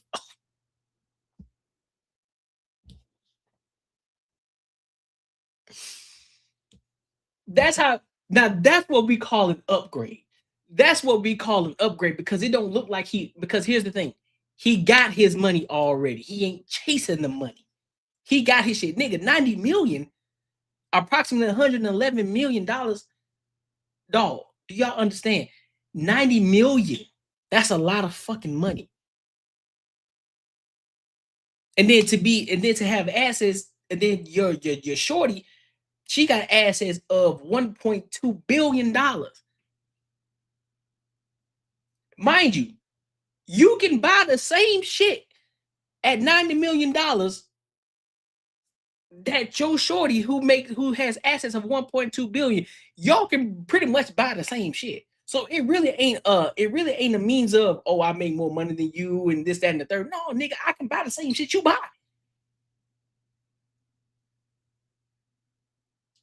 We can buy the same shit. And mind you, his money is gonna continue. As long as he continues to stay with Taylor Swift, this nigga's stock is gonna continue to keep going up. This is the prime example of a shorty elevating her man. And it's not in the sense of, see, I'm better than this man because I'm the one who brought him up with me. No. She actually adores this man. At this nigga every game. At every fucking game, supporting her man. Not up this bitch talking about, oh, well, I pay the bills. I need me a man. Listen, she out there supporting her man. And she elevating her man, and they living their best fucking life right now. And they getting paid. God damn. Woo. They getting paid.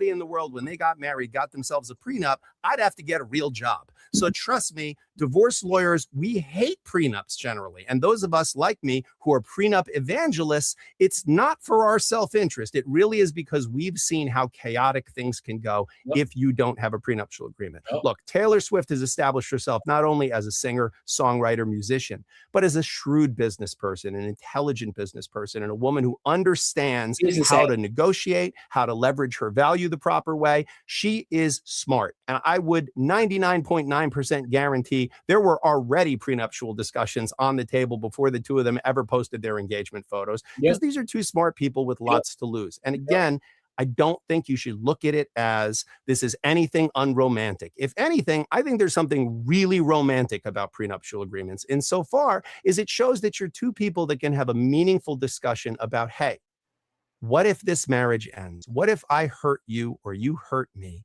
and this marriage isn't for the best of us, and that living happily ever means living separately happily together. Because this is what you're supposed to do as an adult. I get it. You don't want to get into a marriage to get a divorce. That's not what it's meant for. However, things happen. However, situations come about. So that's why you have to have these conversations up front, especially if you are a man or a woman of means. You need to have these conversations. Stop trying to make people feel guilty because, oh, well, shit, that means you don't love me. No. I need you to understand. There's a clear thing that you need to understand. You weren't here with me this entire time. You weren't. And nor are you entitled to the things that I did prior to you. You aren't. Regardless of how much I care about you, regardless of how much you care about me, you are not entitled to this. This is me and me. This is my shit and my shit only. Now, later on in life, if I decide to say, you know what, I think I can share a little bit of wealth with her. Cool, that's on their own discretion. But you can't force that man or woman to share some shit with you that you weren't there to actually experience with them. No, get the fuck out of here. This is what you call taking care of business before you actually have fun. They took care of the business first. Like, listen, let's get this business shit out the way first. Let's make sure we get all our ducks in a row. Make sure everything is written in black and white. We sign off on this shit. Hey, are we in agreement with this? This is yours. This is mine. I'm still gonna do this. I'm still gonna talk about this. I'm gonna do X, Y, and Z. You gonna do this, that, and the third. Boom, boom, boom. We good? Bet. Dotted line. We sign on it. All right. Now we can go play. Now we can go take some pictures. Now we can go get romantic and flip this shit up, kiss it up, and do whatever it is that we do.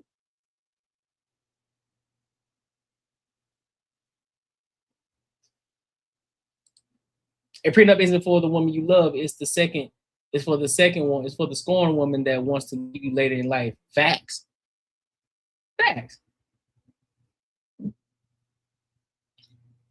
It's for that. We doing it for the later. We doing it for the contingency for later. Cause we in the puppy dog. We in the puppy phase right now. The puppy love phase. Everything is sunshine and rainbows. Everything is all fun and games. But what about when I walk past the bathroom door and I hear you blowing that damn toilet up, like, oh shit, hold up. I didn't realize she had it in her.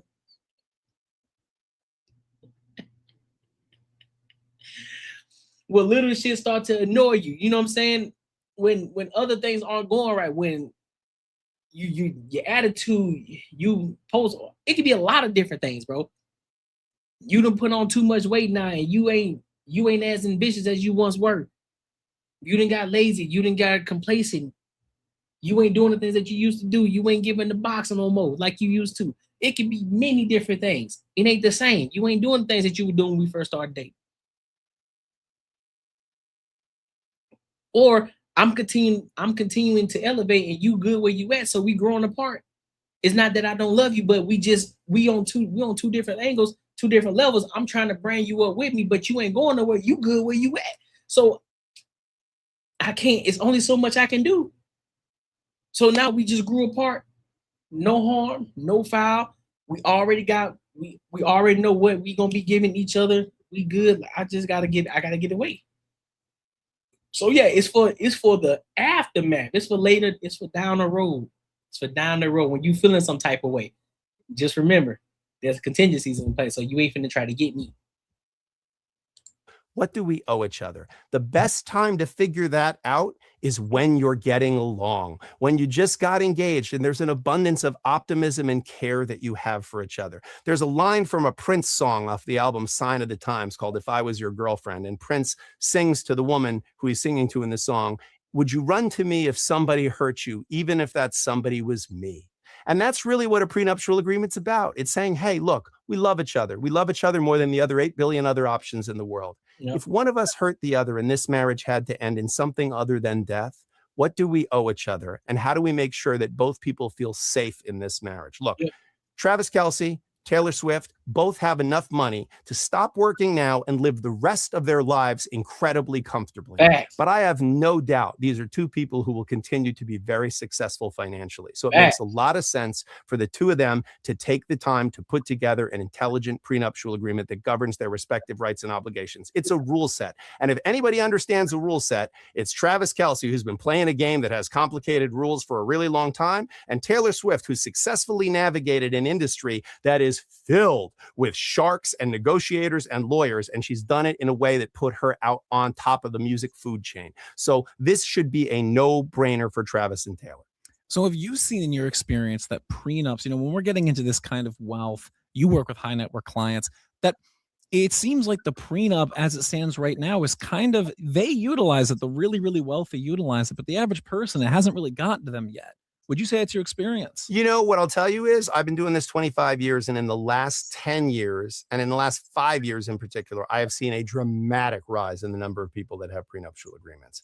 And part of that, I think, is that this generation that's now in their 20s and 30s getting married, that peak wedding age that people tend to get married, that they're a more pragmatic bunch. They're a more realistic bunch. Many of them, they're the children of divorce themselves. They saw what happened with their parents, and they saw the effect it had.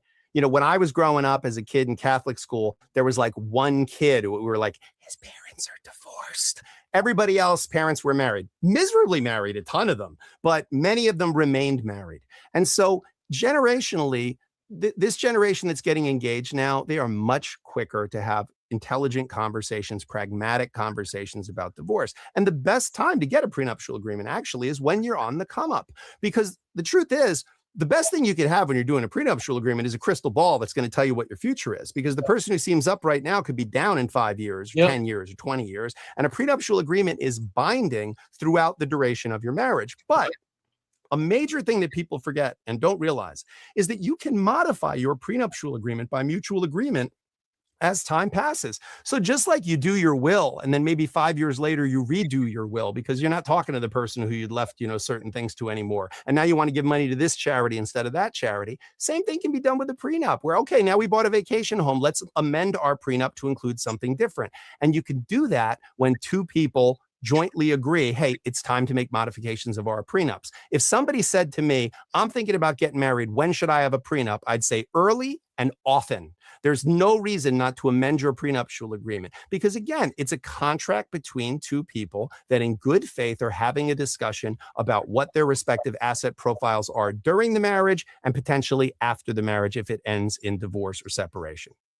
When it comes to the normalization of prenup. Yeah, that's a fact. That's a fact, bro. So this is, and I think, again, this is for the people who already have assets in place. This is for people who already have established businesses. These are for people who already have a level of visibility.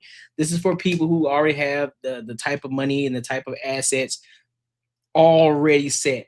For the broke motherfuckers who ain't got shit going on for themselves yet, they ain't even started their entrepreneurship journey, that prenuptial ain't for y'all because you ain't got nothing to keep. What you came in with zero, so you really ain't got to worry about no prenuptial agreement at all. Now, there could be some clauses. That you can come up with. I mean, I guess maybe like, hey, you can't get my car, or if we decide to have children together, the prenuptial agreement will say something in regards to, listen, we automatically are going to split the kids 50-50 to remove the courts out of the situation. We don't want to involve court, and I'm gonna be subject to pay X amount of dollars if we do have children. We decide to get a divorce. Even though that ain't the case. Like, you can do that. But other than that, bro, this is for the people who already got the bread. They already have assets in place. They already got a level of visibility. So they want to protect their assets from the people, who weren't there when they built all of that shit. So I'm with it, man. Shout out to them. I hope everything works out, though. I do hope they end up being the it couple and they make it all the way through. But I know for sure Travis Kelce, his brand just elevated 100x being with Taylor Swift. Because he's tied to Taylor Swift, guess what? They gonna love Travis Kelce as long as he continue to keep doing what he's doing. We're gonna start, and then especially after he retires, oh shit, it's over with. He finna be killing the game. He finna be killing the game. Endorsement deals, probably podcasting. Might catch him in a couple of movies. We're gonna see him in some commercials. Oh yeah. It's up for him. The sky's the limit for Travis Kelce, and he's a personality too. So that also helps him too. So shout out to them, bro. But let me know what y'all think. Make sure you like, comment, and subscribe. Listen, if you enjoyed this video, be sure to check out either of these two videos right here. And make sure you share this post with your friends and your family. Yeah. Make sure y'all support the channel too. Super chat goal is $100. Well, super chat goal is $100. We're trying to get to $100 today. Cash App goal is $50. So if you're rocking with your boy and you know what I'm saying, you're rocking with the content and you believe in the content, support the channel. All right. So what we got next? Who is this? No, that ain't what I want. That ain't what I want to get into.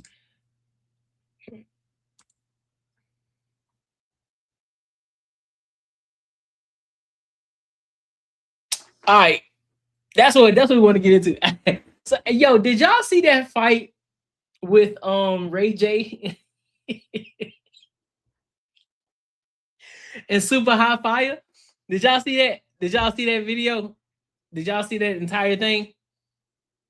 So I'm gonna play the video. So we're gonna play the fight, and then it should be straight. Brand risk number 14.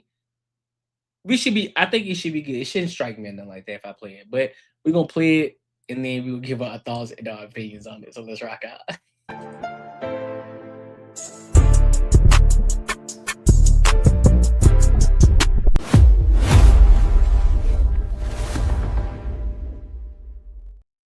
Let's go. It's Ray All right, ladies and gentlemen, are you ready for this next fight? Yes. Do not bring coming out of the blue corner, Super Hot Fire. Ladies and gentlemen, I am the victim. It's like George Floyd versus Trayvon Martin. All right. Teo staying out of all of it. Oh yeah, this is fucking insane. Minding his business. Do I think Stephon Diggs could bounce back? To be honest with you, I think he could. If he stopped doing stupid shit.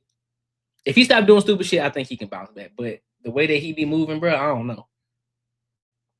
The possibility, yes. Is it a possibility that he could? Yes. But the way that he moves, I don't know.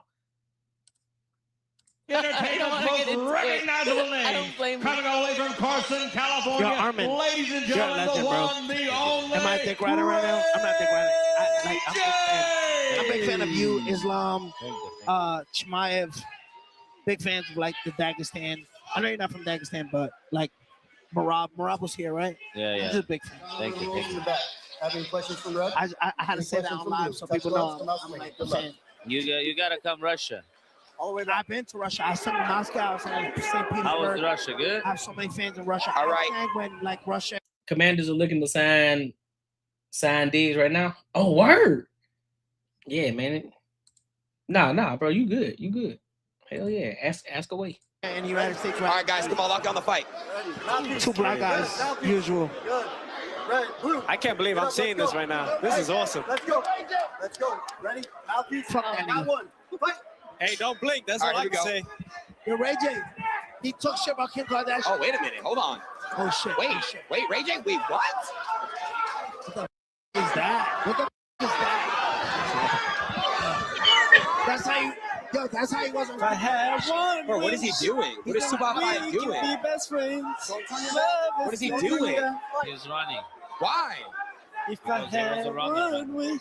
But why is he not throwing anything? Super High Fire will It's be a on game the plan. floor. It's a game plan.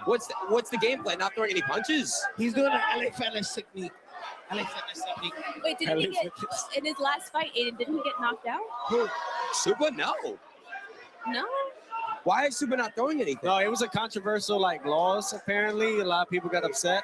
But yeah. No, it says Super Hot Fire is coming off a loss to Gypsy. Yeah, but why is he not throwing anything? A lot of people were upset about that, but I'm asking you why he's not. He's had multiple controversial losses. But there's some horrible commentators.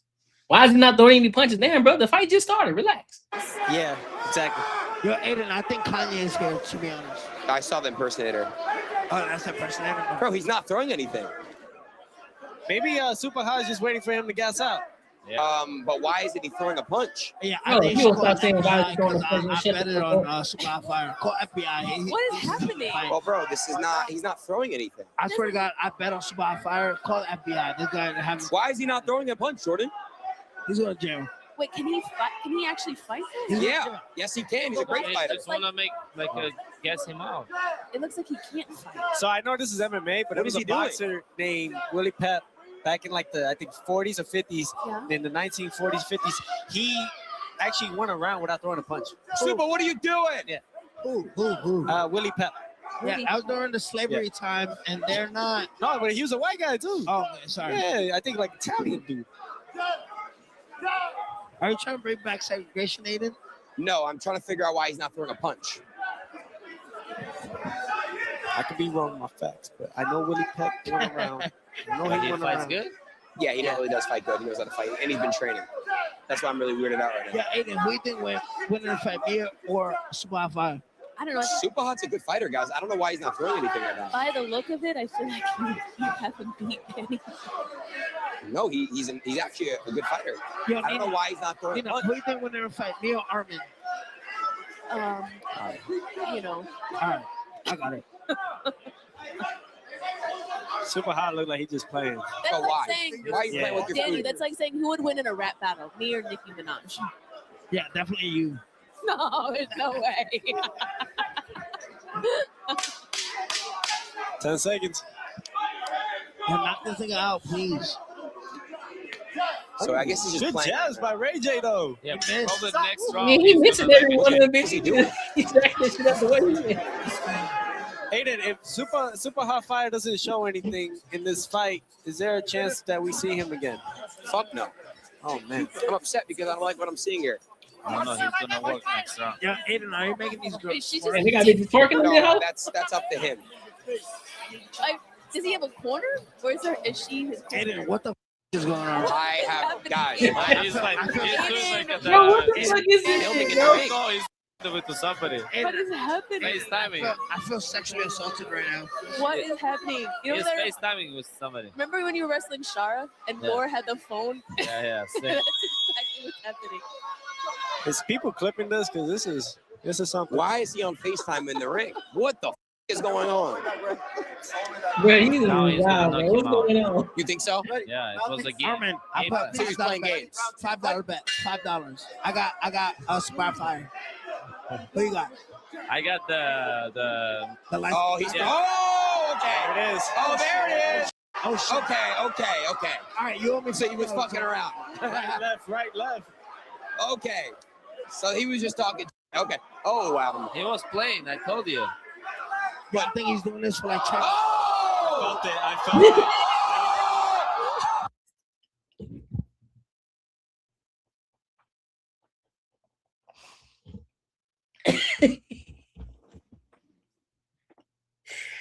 Bro, what the fuck is going on, dog?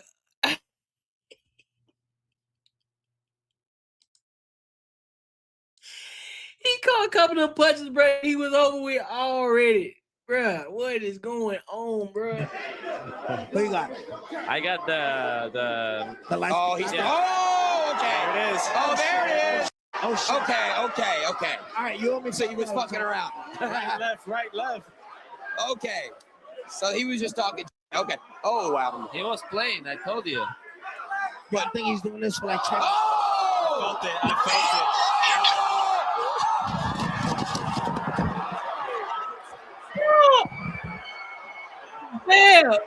felt it. Fam, why he stunned the shit out of him.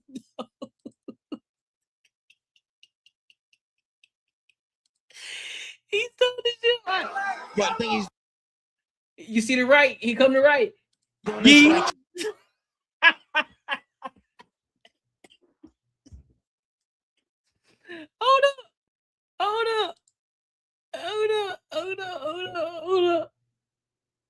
Hold up. Bro, hold on, fam. Y'all gotta give me a second. Hold on. Oh, fuck. Y'all gotta give me a second, bro. Hold on. I gotta.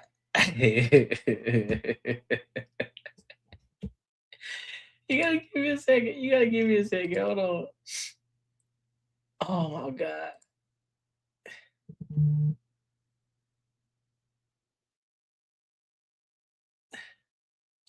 He was playing, I told you. But I think he's doing this for like. I felt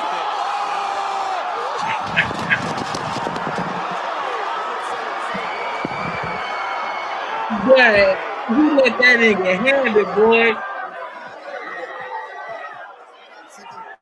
Oh, he got a mean ass knot on his head too. Woo. Bro, look at that knot on his head. Bro, look at that knot on his head.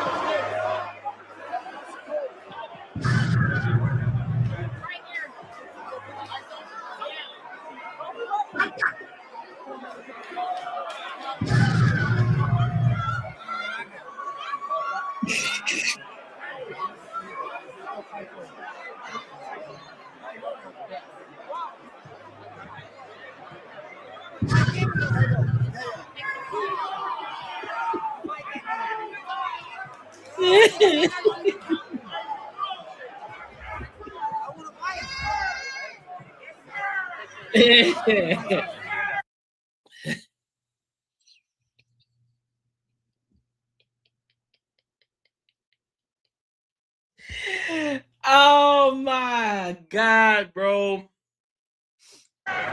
can't tell me the fight's over. You can't tell me the fight's over.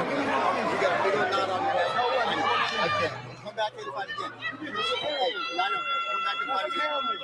Hey, don't hit my nigga like that, though. No.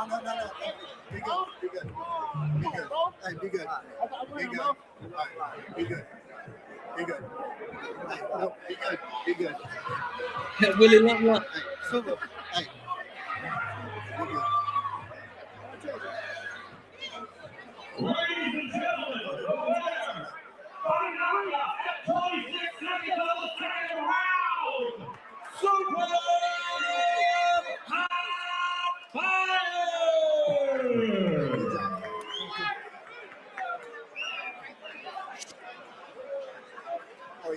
Oh,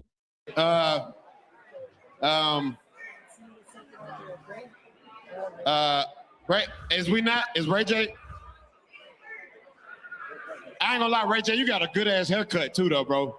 That's what matters most. Knocked over the table. So come and here right everything. beside. Is you good? Hell no. Hell no. What the just happened? Bro. What the bro? You talked all that tough. Yeah, hold on, don't talk to him. You don't deserve to talk to him. What the was that? You done got a good ass haircut and then came in and got stunned. Yeah, that haircut cleaned up. I thought we had a plan. What you mean? You thought we had a plan? What the you just say? Hot, super hot. Come here. Come on. Like a bro. Damn, bro. Like that? For real one?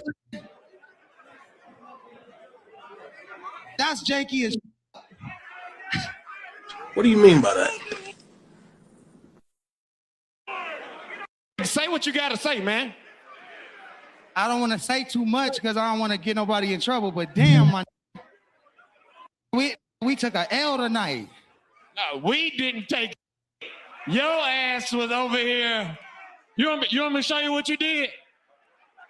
Where was y'all at? You were somewhere around this rain bed sign, and he took one punch. Hey, what? Ray J, this is professional, man. You can't just do it the. I gotta talk to the nigga. Y'all talk backstage. I ain't even gonna interview y'all. Super, come here. Super. Money we lost. We didn't think you was gonna win. So how y'all lost money? Yeah. Wow. Hey, I ain't gonna. That's a good method though. If I got my ass knocked out, I'd be like, you up. Look at that. I can't see it, man. You got one of them cartoon lumps. You know when Oh, I love you, dog. wee. Super hot will holler at you. That lump, like, Lord have mercy. Why you got this camera in my goddamn face, man? Brand Rich 14. Matter of fact, I'm not gonna lie, this has been the best. Bruh, what? I came down. When I came. So in all reality, in all this situation, bro, I'm trying to understand something. I'm trying to see something. So apparently he pissed off because there was supposed to be more money on the table. Where they were supposed to go a certain amount of rounds, and then they were gonna get a certain amount of dollars. What they had it already planned out. What was the bet? Was the bet already? Was there a bet that they placed already? So it's like, hey, listen, man, we're gonna go about 2 rounds and then we're gonna do whatever. I guess Super High Five just said, man, fuck what you talking about. I'm finna knock your ass out, but I'm not finna sit up here and keep playing with you. I'm finna put you down. But I want to see something. I want to see what's going on. Because we already know a lot of this shit is performative. So you got to take everything with a grain of salt. You can't take everything for face value, because I know everybody already saying, man, damn, bro, that shit was rigged. So I don't know. But I know one thing, he got his ass knocked the fuck out. Princess Love would let Mayweather have 10 girlfriends, but be mad when you try to fuck somebody else? Because I don't think that's fair. I don't think that's fair. Hey, you gotta stand up for yourself. You gotta security. You're so slow, man. You gotta do it fast. No, I know they gonna come get me. That's why I know they gonna come. I'm not tripping. Because I'm saving all this for the ring. But all I'm saying, Ray J, you gotta put your foot down. Don't talk about my baby mama. Do it again, Super. Don't ever talk about my baby mama ever again. Okay. I ain't talk about your baby mama. You need to talk to her like this. No, I don't never talk to women like this. Yeah, I'm talking to you. Just don't talk That's about my wife or baby mama. This is not a Diddy party. All right. No. I ain't gonna hold you. That do-rag with the flannel out, that shit is wild. With the headband on, that's crazy work. Here, I know what you used to. We're not in Hollywood. First off, free Diddy. This nigga know that Jay.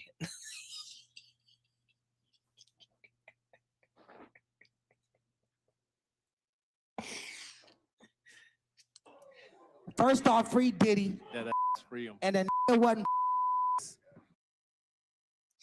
Yeah, that shit performative. Bless me. That shit performative. I think it's all performative at the end of the day. That was some comedy for y'all ass. Ain't really much to say. I just think it was performative. I think it was probably a money grab. You know, you don't know whether Ray J coming or going. You know, 1 minute he talking about he got a heart condition. Next minute, because we don't know if he's gonna be alive or not. Then the next minute he up here talking about, damn nigga, it's like that. Is that what we doing? Supposed to be a money grab? I don't know, bro. I don't know what that situation is. It is what it is, but it might get figured out. I don't know. But make sure you like, comment, and subscribe for the algorithm, and make sure you hit bell notification. Listen, if you enjoyed this video, be sure to check out either of these 2 videos right here. And make sure you share this post with your friends and your family. Type sheet. All right. So let me ask y'all a question. We got 2 topics. We got 2 more topics left. However, do we want to watch the McKenzie and Sharilla case?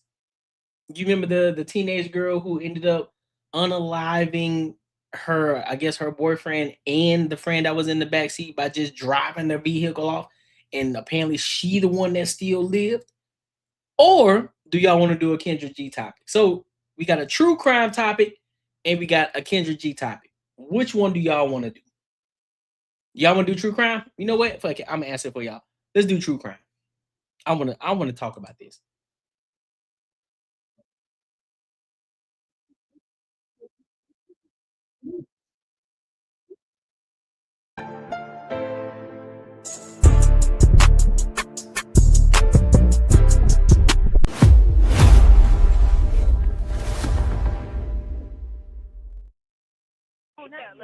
I know you don't. The newly released documentary about the case of Mackenzie Shirilla and the crash that killed her boyfriend and another passenger has skyrocketed to #1 on Netflix. And as more people learn about this tragic case and more about Shirilla and her family, the fallout has grown. From Mackenzie's dad being suspended from his job to claims that her first on-camera interview didn't match up with how she was acting behind bars, and a very revealing jail phone call, we are taking a closer look at what we've learned since the release of The Crash. Welcome to Sidebar, presented by Law and Crime.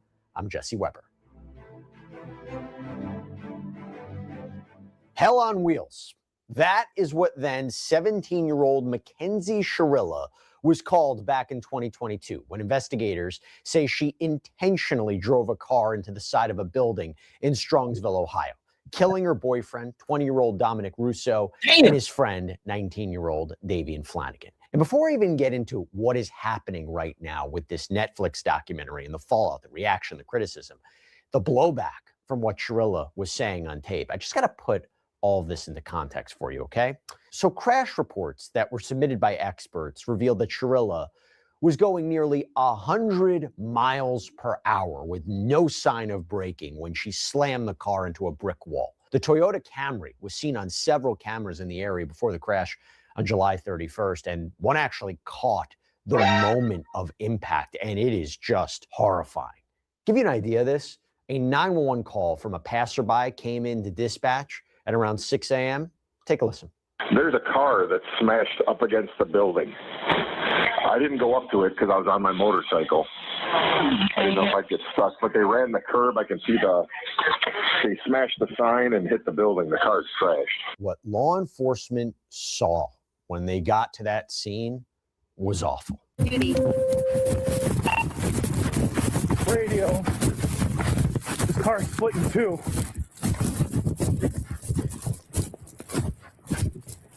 Radio, there's an occupant inside. Send us some squad now. We gotta bust the window out. Send us some more units. Any more units to progress now, Anita? Now! What are we doing? 31, one up. 60 on the west side, I'm the 3 on Alameda. This is not a fresh accident either. She's been here for a while.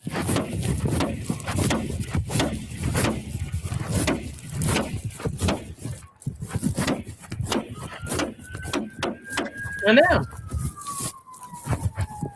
and then y'all ain't got no blast breaker. Actual. Radio, we got at least 2 occupants in here. No one's moving. Oh my God. Oh my God. Times 3, guys. Radio, 3 occupants. No one's conscious. No one's breathing. Bust that window out.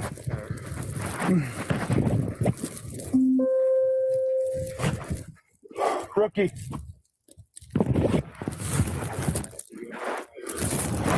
Oh my God, dude. Yeah, this smash car was in multiple pieces. Police officers, they struggled to get the victims inside.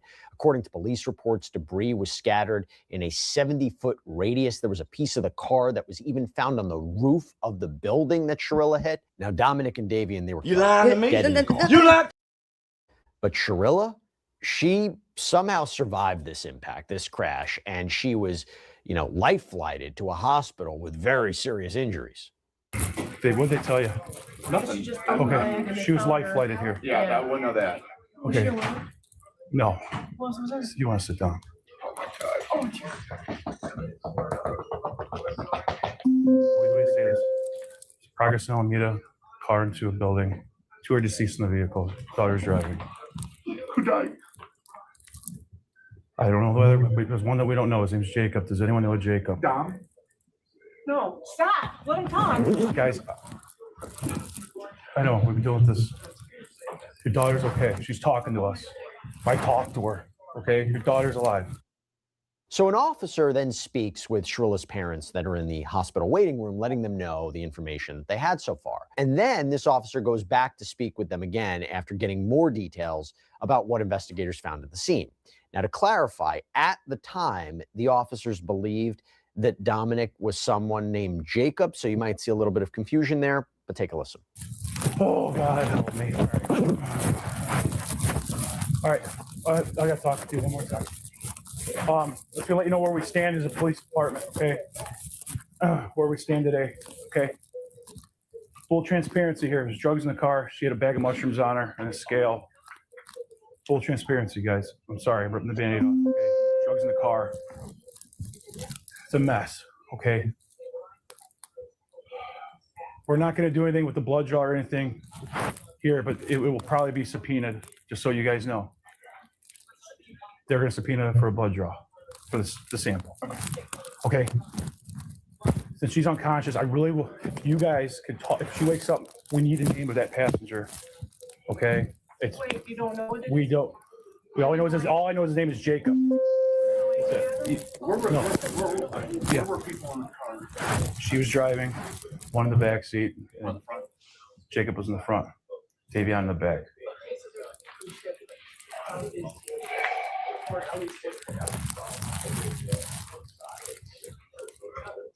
I ain't gonna hold you. The way that they're looking right now, they look like they already know. Their reaction isn't a surprise reaction. The reaction that they're giving me right now is, man, we already know this. Like, we already know this shit. We already know that she be up to no good. We know this bitch is crazy. That's what they giving. It's a matter of what the fuck. It's a matter of, we already know this. Deep down inside, we already know this. We knew this shit was bound to happen eventually. There's no shock factor in the face of the father or the mother. Look at her. You're the parent. I mean, you have the right to know. This is serious. Yeah, so investigators, they found baggies containing mushrooms and marijuana, and then cash and a scale with suspected drug residue on it, a marijuana vape pen, a bong, all in connection or associated with Mackenzie Shirilla. And the toxicology test done on Shirilla found that while she had these kind of trace amounts of THC in her system, she didn't appear to have taken any mushrooms or, you know, that she drank any alcohol in the hours before this crash. In other words, this wasn't a case of her being intoxicated. And me and him were the first ones on scene to discover. She was awake, but not awake, so she was like that. In and out of consciousness. She was fully extracted from the vehicle. IFD. I know she has a severe leg injury. But like I said, she was speaking. She was speaking, okay? And she had her seatbelt on. Yes. We had to cut it off to get her out. Stop. Yeah, that probably saved her life. 100% saved her life. She had a seatbelt up. Oh. I don't believe the others did. Oh my God. Y'all better start wearing y'all seatbelts. It ain't funny, but y'all better start wearing y'all seatbelt. Y'all better put y'all seatbelt on. If you know if your girl ever threaten you for any reason, y'all better start putting y'all seatbelt on, bro. If she tell you that she'll run that bit off a cliff, you better believe her. It was at Progress in Alameda. Like I said, they hit a building at a very high speed. She had it on. She did not hit another vehicle. The girls were on her, or like on her person, or just on her? Or did somebody else's? Because if you that she. What does that mean? They were pockets. Yeah. That's the least your worries at this point, guys. Oh yeah. All right. Well, I'm just trying to gather information. I'm an information gatherer. Yes, I'm just giving you what I know. Okay. As investigators started to look into what might have led up to all this, what led up to this tragedy, they realized that Dominic and Mackenzie, who had been dating for several years, this was a rather tumultuous relationship. The two had been living together. There were recordings that came out after the crash that revealed. Ain't she 17? How y'all living together at 17? Both of the parents, how you living together at the age of 17? Where they do that at? These threats that Sharilla had made to Dominic. Like before, you lied. You lied and said you would never lock me out of the house again. That is why we got back together last time we broke up. But I forgot. You can never broke up with me keep your earlier. word because you were. You broke up with me earlier. You really broke up with me earlier. This is your last chance to open the door, or you are not coming out of this house all night because I will not leave. Going back to the documentary that we're talking about, the crash, there were claims that were made in this documentary that Sharilla had previously threatened to crash a car that she was driving with Dominic inside. You add to the story, apparently Sharilla had these videos up on social media where the argument was she didn't appear that remorseful over what happened after the crash, apparently talking about a brand deal. She was also accused of dressing up like a corpse for Halloween with her friends. Now, her friends said it was just like to look like a rapper, but you can understand why that would look problematic given what just happened. And then there were these posts from her social media that seemed to show her driving recklessly, smoking what looked like marijuana while behind the wheel of the car. So yeah, problematic to say the least. And she also, by the way, even posted a video seemingly showing her at a concert in a wheelchair after the crash. Sharilla was arrested in November 2022. She was charged with a laundry list of crimes, and this included murder and aggravated vehicular homicide for allegedly driving into the wall on purpose. And interestingly, a key piece of evidence against Sharilla, which prosecutors talked about at trial, wasn't even featured that much in the Netflix documentary, because prosecutors had argued that there was cell phone data that showed Mackenzie in the same area as the crash days before. The argument was that she was doing a test or a dry run before the crash. By the way, if you want any more information about the Mackenzie Sharilla case, if you go on the Law & Crime Plus app, you go to case file. You know how crazy you gotta fucking be to say, you know what? I'm feeling it today. I'm gonna run this hole right into a wall. You know how crazy and psychopath, you know how insane in the mind you gotta be. That's crazy.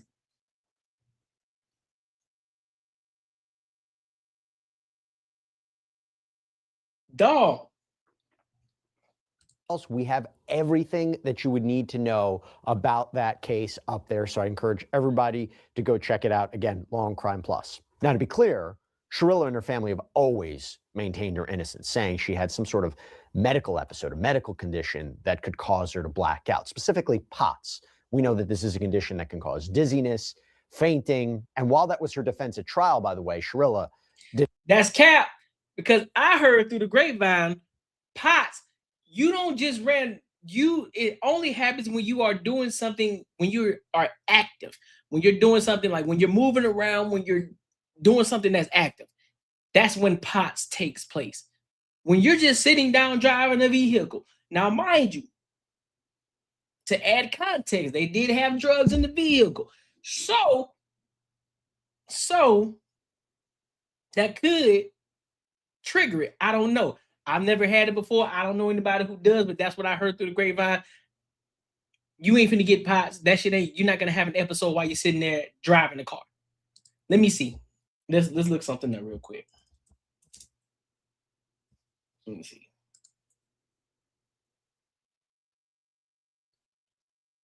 Heart rate increase in adults, a rise 30 beats per minute within 10 minutes of standing or during a tilt table test is indicative of POTS. In adolescents, the threshold is 40 beats per minute. The heart rate may exceed 120 beats per minute in some cases. Blood pressure stability, unlike orthostatic hypotension, POTS patients do not experience a significant drop in blood pressure. So symptoms of orthostatic intolerance, such as dizziness, lightheadedness, palpitations, fatigue, brain fog, nausea, and exercise intolerance, must be present and typically worsen upon standing. You're driving. That ain't finna happen. You're driving. That ain't gonna happen. Let me see. Let me ask a further question.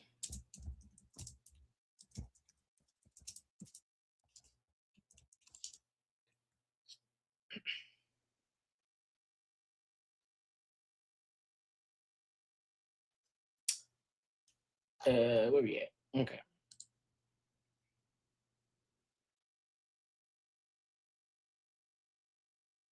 No, that ain't what I'm looking for. So excessive driving suitability with POTS involves evaluating individual symptom patterns and impact of daily functions. So POTS can affect driving capabilities in several ways, primarily through symptoms that impair concentration, reaction time, and physical control. Individuals may experience lightheadedness, dizziness, or prison coat, which is a near fainting sensation, especially when transitioning from sitting or after stillness. These episodes can suddenly compromise a driver's ability to maintain control of a vehicle. Fatigue can significantly reduce alerts, leading to dangerous situations behind the wheel. Cognitive dysfunction, and described as brain fog, can manifest as difficulty concentrating, impaired decision making, and reduced reaction times. Rapid heart rate change, a hallmark of POTS, can contribute to feelings of unease or anxiety, distracting a driver from the road. Prolonged sitting in a car can also worsen POTS symptoms, leading to increased discomfort or flare-ups. Okay, so we just got some more information after doing your own research, you know what I'm saying? So it can affect it for long terms of sitting. So it can be affected while driving. Didn't testify. And by the way, going back to what happened when she was arrested, she seemed shocked that she was being taken into custody, and so did her parents. What happens now? What am I doing? Okay, well, Mackenzie's 18, so The lawyer said they called and said that, you know, not to talk to any cops. So you came all the way in here just to say that. And it's always the ones who ain't never got a profile picture. Yeah, and we read her rights. She's 18, and we are not going to ask her any questions. We have nothing to ask her, so we're not going to ask her anything anyway. So when we're done with our booking process, she will likely be processed downtown. We'll transport her downtown. I need to speak to my daughter because you guys aren't allowed to speak to her at all. That's from the lawyer. He does not want you guys speaking to her. And I can get him on the phone, and he can tell you that over the phone if that works, or I can go in and tell her not to open her mouth. How you guys did this on the weekends, just, well, you all just go, hey, there's a warrant for, we would have brought her right down here with no problem. It's just unbelievable. I mean, she's 18. So the warrant was issued today, so we executed it today. The warrant wasn't issued earlier. Well, you could have made a phone call, couldn't you? You had your creeper out in front of my yard watching. So, she can't take any, she's an adult, she can't take any phone calls right now. She'll be transferred downtown. Okay. I don't know when. Service just called to advise. She'll be transferred downtown. Okay, well, I still need to speak to my daughter so she understands whatever, not to say anything to you guys. Okay, and I don't know about the phone. I would have to ask. Can you go find it? It's mine. It's not hers. I do need it. I have other children. And that's how we communicate. Yeah, and that's how we communicate. Okay, so I do need my phone. I mean, if he had to roll out the whole mask to pick up an 18-year-old girl who can hardly walk out of a hospital visit. It's just beyond me. So we follow the law, and that's what we're doing today. So her, the phone that was in her hand is the one that we took, but I'd have to check with the detective to find out what's going on with that. I don't know the answer to that. Can we find it? I do need it like right now. Okay, let me at least. I have ask. another child. No, I get it. So you got a lot. Thank you. Then am I going to be allowed to have a 2-minute conversation with her? You cannot talk to her about these. Why doesn't she get a Well, phone she has call? legal If you arrest her, why representative. don't she get a phone call? She was just brought in. They're going to process her. As soon as they get the time for her to make a phone call, she will be able to make a phone call. You just need to advise her. She has a lawyer. She's a lawyer. She does have a lawyer. She is 18 years old and she could speak Yeah, that. but she's a dumb 18-year-old that just turned 18. Well, And you guys are, no, Okay. the folks, all the kids nowadays are dumb. And these guys are gonna take advantage of it. She's not allowed to speak to you guys. I'm telling you Listen, that. her from her attorney lawyer. can call us. Don't ask her any questions. She's not allowed to speak to you. Now, something else that wasn't or didn't appear to be addressed in the documentary was Sharilla's apparent attempt to leave the hospital to go to Dominic's funeral. And according to investigative reports, officers at the hospital for another case, they were approached by a sergeant who told them about Sharilla's, I guess you would call it, attempted leave, attempted escape. It says, quote, Sergeant Doyle stated to us that Mackenzie Sharilla came to Metro Health as a juvenile, but while she was being treated in the hospital over the course of several days, she had a birthday and turned 18, thus making her an adult. One night before the night of Dominic Russo's funeral, she tried to escape and leave the hospital. He stated that the police were called to her room to intervene. While he was in the room, he stated he spoke to Mackenzie Sharilla's father, who called them. The sergeant stated that her father, Stephen Sharilla, stated to him that they cannot allow their daughter to leave the hospital. Sergeant Doyle stated to him that she is an adult and they cannot physically keep her there at the hospital if she wanted to leave because she was now an adult. Sergeant Doyle stated to us that Mr. Sharilla stated to him that they had to keep her in the hospital, quote, because she already tried to kill herself and she killed those two boys, and, quote, they can't allow her to leave the hospital because she's suicidal.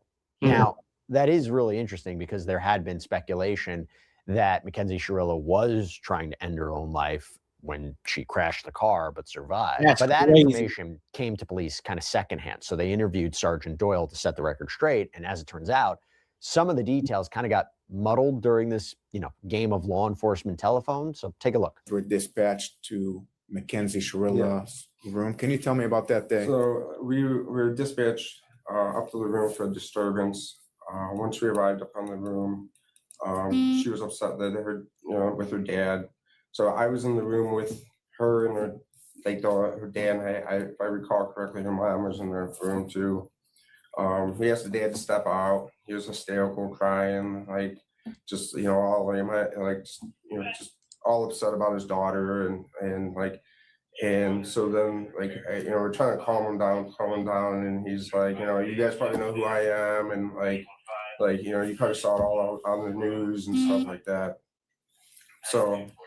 And he's like, at one point in the conversation, he's like, I feel like my daughter needs a psych evaluation.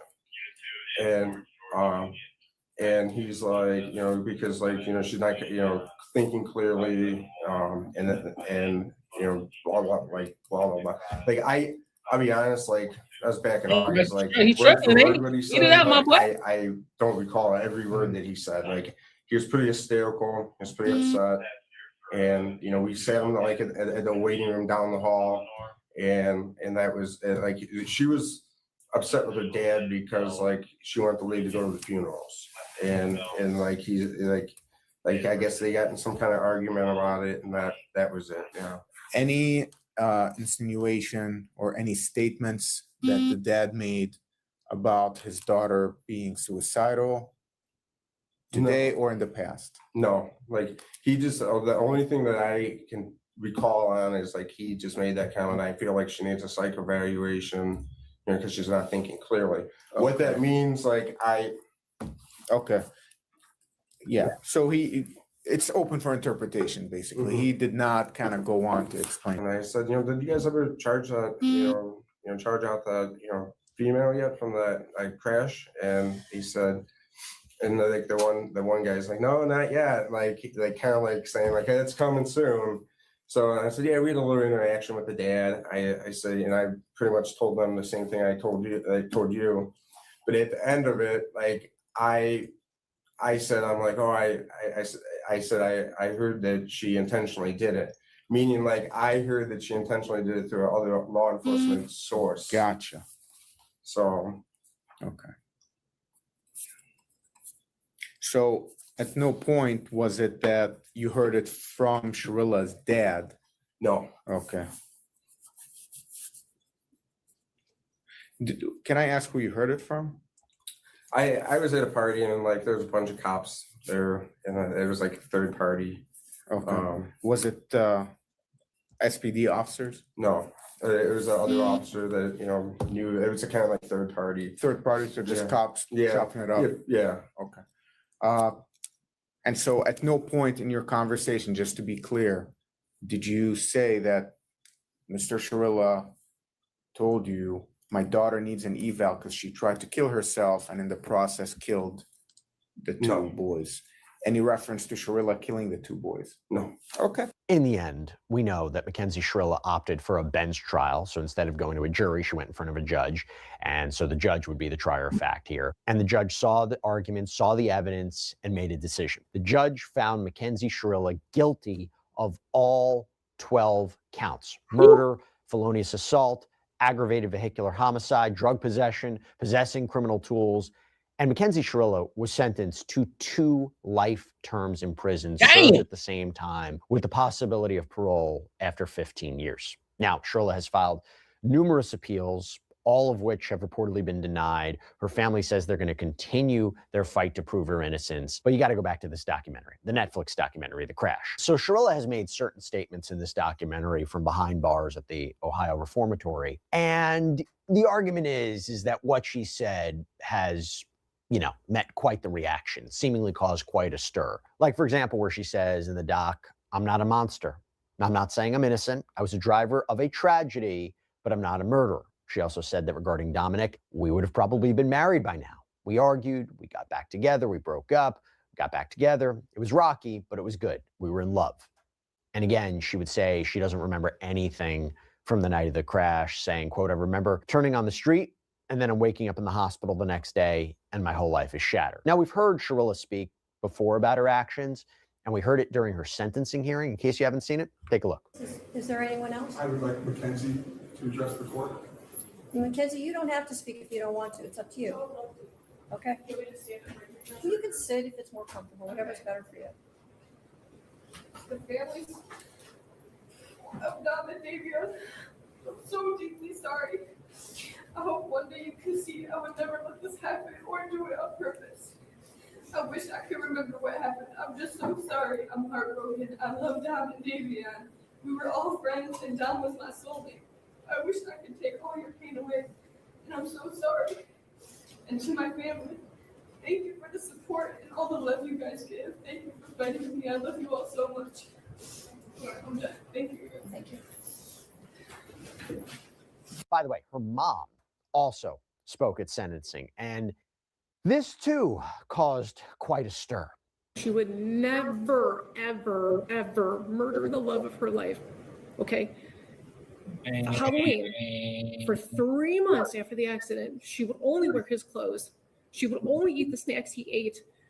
She would only listen to the music he wrote. Okay? Man, I don't believe that for 3 months, crying. There was a shrine of him next to her with photos and things that he liked, and this flower that lights up that he got her because he wanted it to be fresh and alive forever. It's like a little Beauty and the Beast flower. Okay, she's got this shrine of him next to her. So she was crying for 3 months. So her friends asked if she wanted to go out trick-or-treating or Halloween, and it was at OU. And she didn't even want to go. She said, "I don't know, should I go?" She couldn't even walk yet, barely. So I told her, I said, "Baby, please go. It's Halloween. You've been laying for 3 months crying, only listening to his music. Please go have just a moment of fun, a moment of fun." So we told her to go. My husband drove her.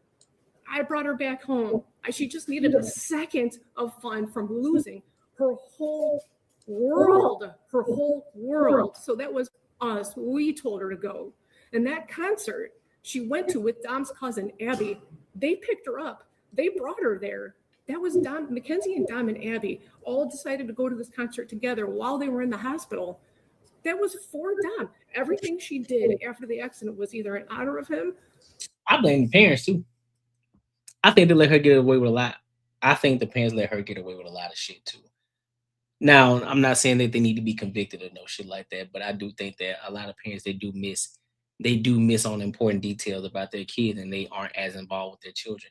First of all, you 17 years old. Who the fuck? Why are you living with another kid? Oh, yeah, absolutely. Yeah, she turned them hoes on quick. She knows it's over with. To be close to him or just to be by him any way that she can. She's like devastated and tragic. He was the air that she breathes. Okay, and they went with his cousin. We spent all kinds of time with him after the accident. What was the other thing? I don't believe it. I don't believe it. I'm not convinced, bro. I'm not convinced at all. I'm not convinced. I'm hearing an awful lot about your daughter. I'm not hearing very much about the two dead people. Dominic. Exactly. I'm not going. You trying to plead the case. You trying to plead the case for the girl. She was the main responsible one. She was responsible for the deaths of the two other fellas, bro. Nah. Nah, bro. I'm not going. And then you didn't even start the conversation by saying, listen, man, no parent should lose their child. I am devastated at the fact of those two losing their lives. You ain't mentioned none of that shit. You went straight in trying to defend your daughter. She would never do that because she was, though she would eat the food that he would eat. She would breathe the air that he would breathe. Any type of food that he would eat, she would eat the same thing. So fucking what does that mean? That sounds more crazy than anything. You sound like a psycho. You sound like you got some mental issues going on up there in that brain of yours. And no, we ain't calling mental illness. No, G, you just crazy. There's a demon on your back. There's a demon back there. And you ain't get that monkey off you. You kept it on your shoulders. Yep, that's exactly what it was. And the mom ain't helped at all because I guarantee she was the kind of parent, she allowed her daughter to do any and everything. You can tell. She was the type of mom, she would be the type of mom that would, her daughter would be the bully. And then because you tell your child to smack that bitch back because she being a bully, she would be the parent that's gonna get mad at you for telling your kid to hit your daughter, even though your daughter was the one that was being the bully. Ain't that some crazy shit? Okay, I'm asking you for a leniency because this was a tragic accident that she does not remember.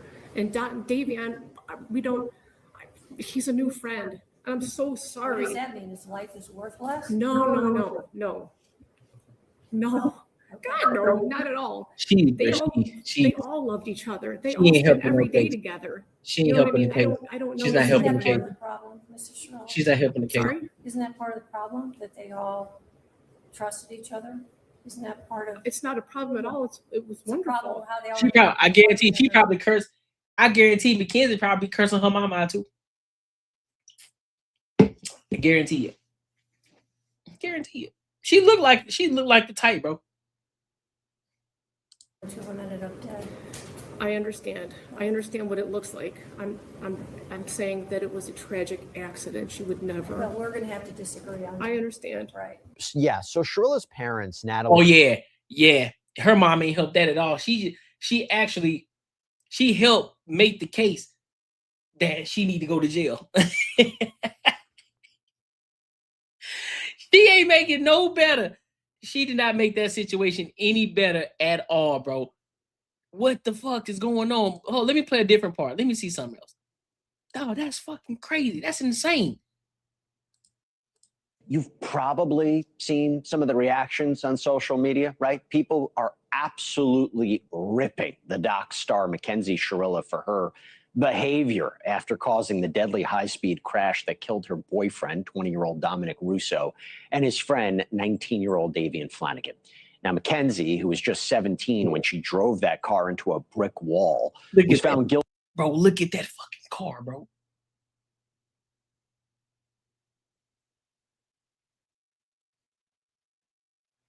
Guilty of murder in 2022 after police revealed the accelerator on her 2018 Toyota Camry was at 100% in the seconds before the crash.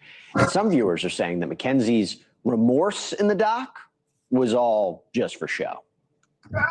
I'm not saying I'm innocent. I was a driver of a tragedy, but I'm not a murderer. Now, that hairstyle.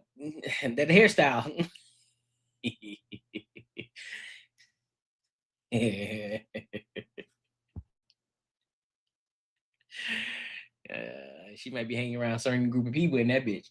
Now, as proof, they're pointing to a TikTok video that she posted months after the crash in which she dressed up like a corpse on Halloween. And that's on top of all the videos she put up showing alleged reckless driving and drug use. But Mackenzie and her parents have maintained she's innocent, that the crash was caused by Mackenzie's POTS diagnosis, POTS being a blood Wait, pressure. so that outfit was after the crash? Nah, bro. Nah, hell nah. If I'm sorry, bro. At some point, that don't make sense to me. After a crash, you know that you were possibly the one that was responsible for it. I'm not gonna say possibly, that you were responsible for, and you decide to dress up as a corpse. Huh? How ironic. Nah, bro. Guilty. Keep her in the jail. Disorder that can cause dizziness and fatigue, particularly when someone goes from lying down to standing up. And speaking of Mackenzie's parents, they've been caught up in this whole backlash too, because Mackenzie's mom, Natalie Shrilla, has drawn fire for her arguably bizarre victim impact statement where she said that her daughter needed, quote, a second of fun after the accident. Okay. And new video of Natalie speaking to Mackenzie in her new home at the Ohio Reformatory for Women back in 2023. It's raising even more questions about the family because the argument is they're talking like some kind of coded, strange, gibberish language. Take a listen. Yes, please tell them I don't want to be on protective custody. Please tell them that. I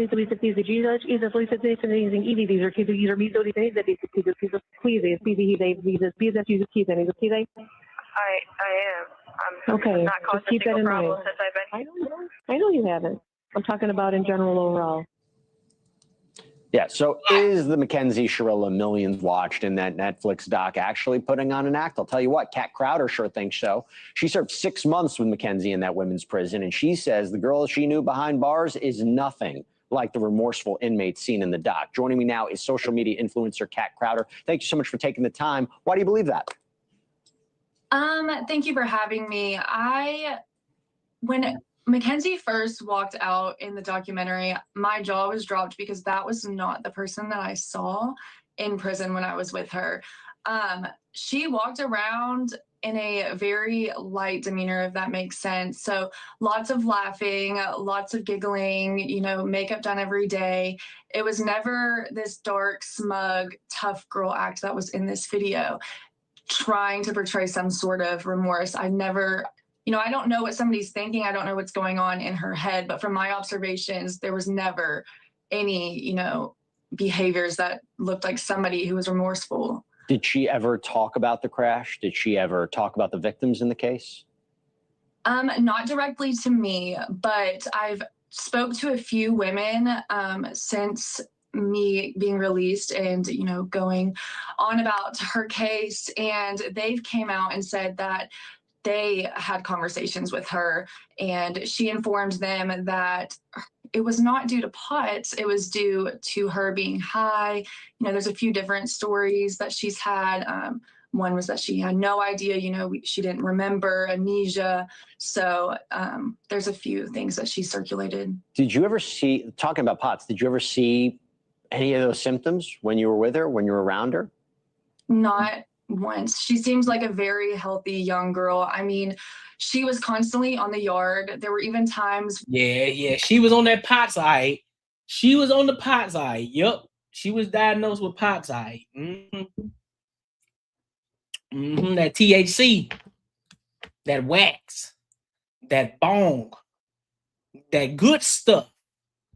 Where we were in the middle of a heat wave and she was laying out with baby oil tanning in 100 degrees weather. She was very active, always walking. I never saw her get blood pressure checks, routine or emergency. I never saw her go to take any sort of medication. She seemed very healthy to me. What did she talk about? Like, what did she say then if she was, you know, kind of like happy and optimistic? Again, I wouldn't consider myself somebody who was friends with her. Sure. Our conversations were very limited. I mean, we had two, and it was about things that she was making. Jewelry. She was making jewelry, customizing shoes for people, hats. But the people that were close to her that I have spoken to, you know, she was just kind of thinking she was in high school. She was not focused on the fact that, you know, she murdered 2 people. And Well, that's kind of, in one of your posts, you mentioned that Mackenzie used to have hickeys on her neck. What's going on there? How do you? yeah. So it's kind of normal. I don't want to say normal, Okay. but She got it. She had got her one. Yep. She was somebody's girlfriend in there. I knew something was going on. common for some of the women in there to form relationships, like intimate relationships. And towards the end of my sentence, before I was about to be released, I saw Mackenzie walking the track on the yard, and she did have large hickeys. And it's come out since then that she's had multiple girlfriends since being incarcerated, doing who knows what. So that just had to result from another one of those. Was she a mean girl in the prison? I do say that she wanted to be like Regina George. I mean, just the way that she did her makeup, the way that it was like she was going out to a club or something, or she thought she was going to be famous or photographed. She would wear her clothes altered so they would be form-fitting, and she would make fun of people who had less than she did because she was well taken care of inside prison. She is taken care of. What do you think about all the reaction that she's getting, in the wake of this documentary? I mean, like I said in my video, I think that the documentary was filmed in a way to make her and her family look a certain way and not in her favor. And I do think it's crazy, because she strives to be famous even before getting in trouble. And before all of this, she wanted to be an influencer and all of the things. And it's almost like she's kind of achieved that, but in a different manner of being infamous. Yeah, well, that's for sure. Look, it's so hard to judge, what somebody's acting like in prison, if they're putting on an act because who they're around, or, you're seeing the real Mackenzie. It's just very odd. So, Kat Crowder, thank you so much for sharing your observations with us about this. It's really an important story, and I appreciate you coming on. Yeah, thank you for having me. I appreciate it. You got it. Thank you for watching. Fam, I'm telling you, bro. Something wrong, bro. Something is wrong with that shorty, bro. That's a demon. That's a demon all the way through and goddamn through. That's a demon. That shorty. Nah, dog. I'm not going. I'm not going. I'm not going, bro. Her parents is the problem. Her parents was the problem. I'm pretty sure the dad didn't. I haven't seen the dad much, but from what I've seen so far, he might have a little bit to do with it. But the mom, for sure, 1000% is a problem. That's crazy, dog. But make sure y'all like, comment, and subscribe for the algorithm, and make sure you hit the bell notification. Listen, if you enjoyed this video, be sure to check out either of these 2 videos right here. And make sure you share this post with your friends and your family. All right, my good people, tonight was dope. I appreciate y'all for kicking it with your boy. You know what I'm saying? I hope y'all have a great Memorial weekend. Listen, make sure y'all support the channel. I will have some videos posted up shortly here. So make sure y'all come through, show your love, support the channel. If you aren't a part of the ENG community, become a member. Go and join the membership. The most expensive one is $2.99. Everything else is less than that. So it's very inexpensive. So make sure you tap in. Listen, we're growing this empire, dog. I'm telling you, you want to get in now, become part of the Earn Not Giving community. All right? But make sure you hit Tuesday for the Barrington Barter Live show. And until next time, my good people, I will.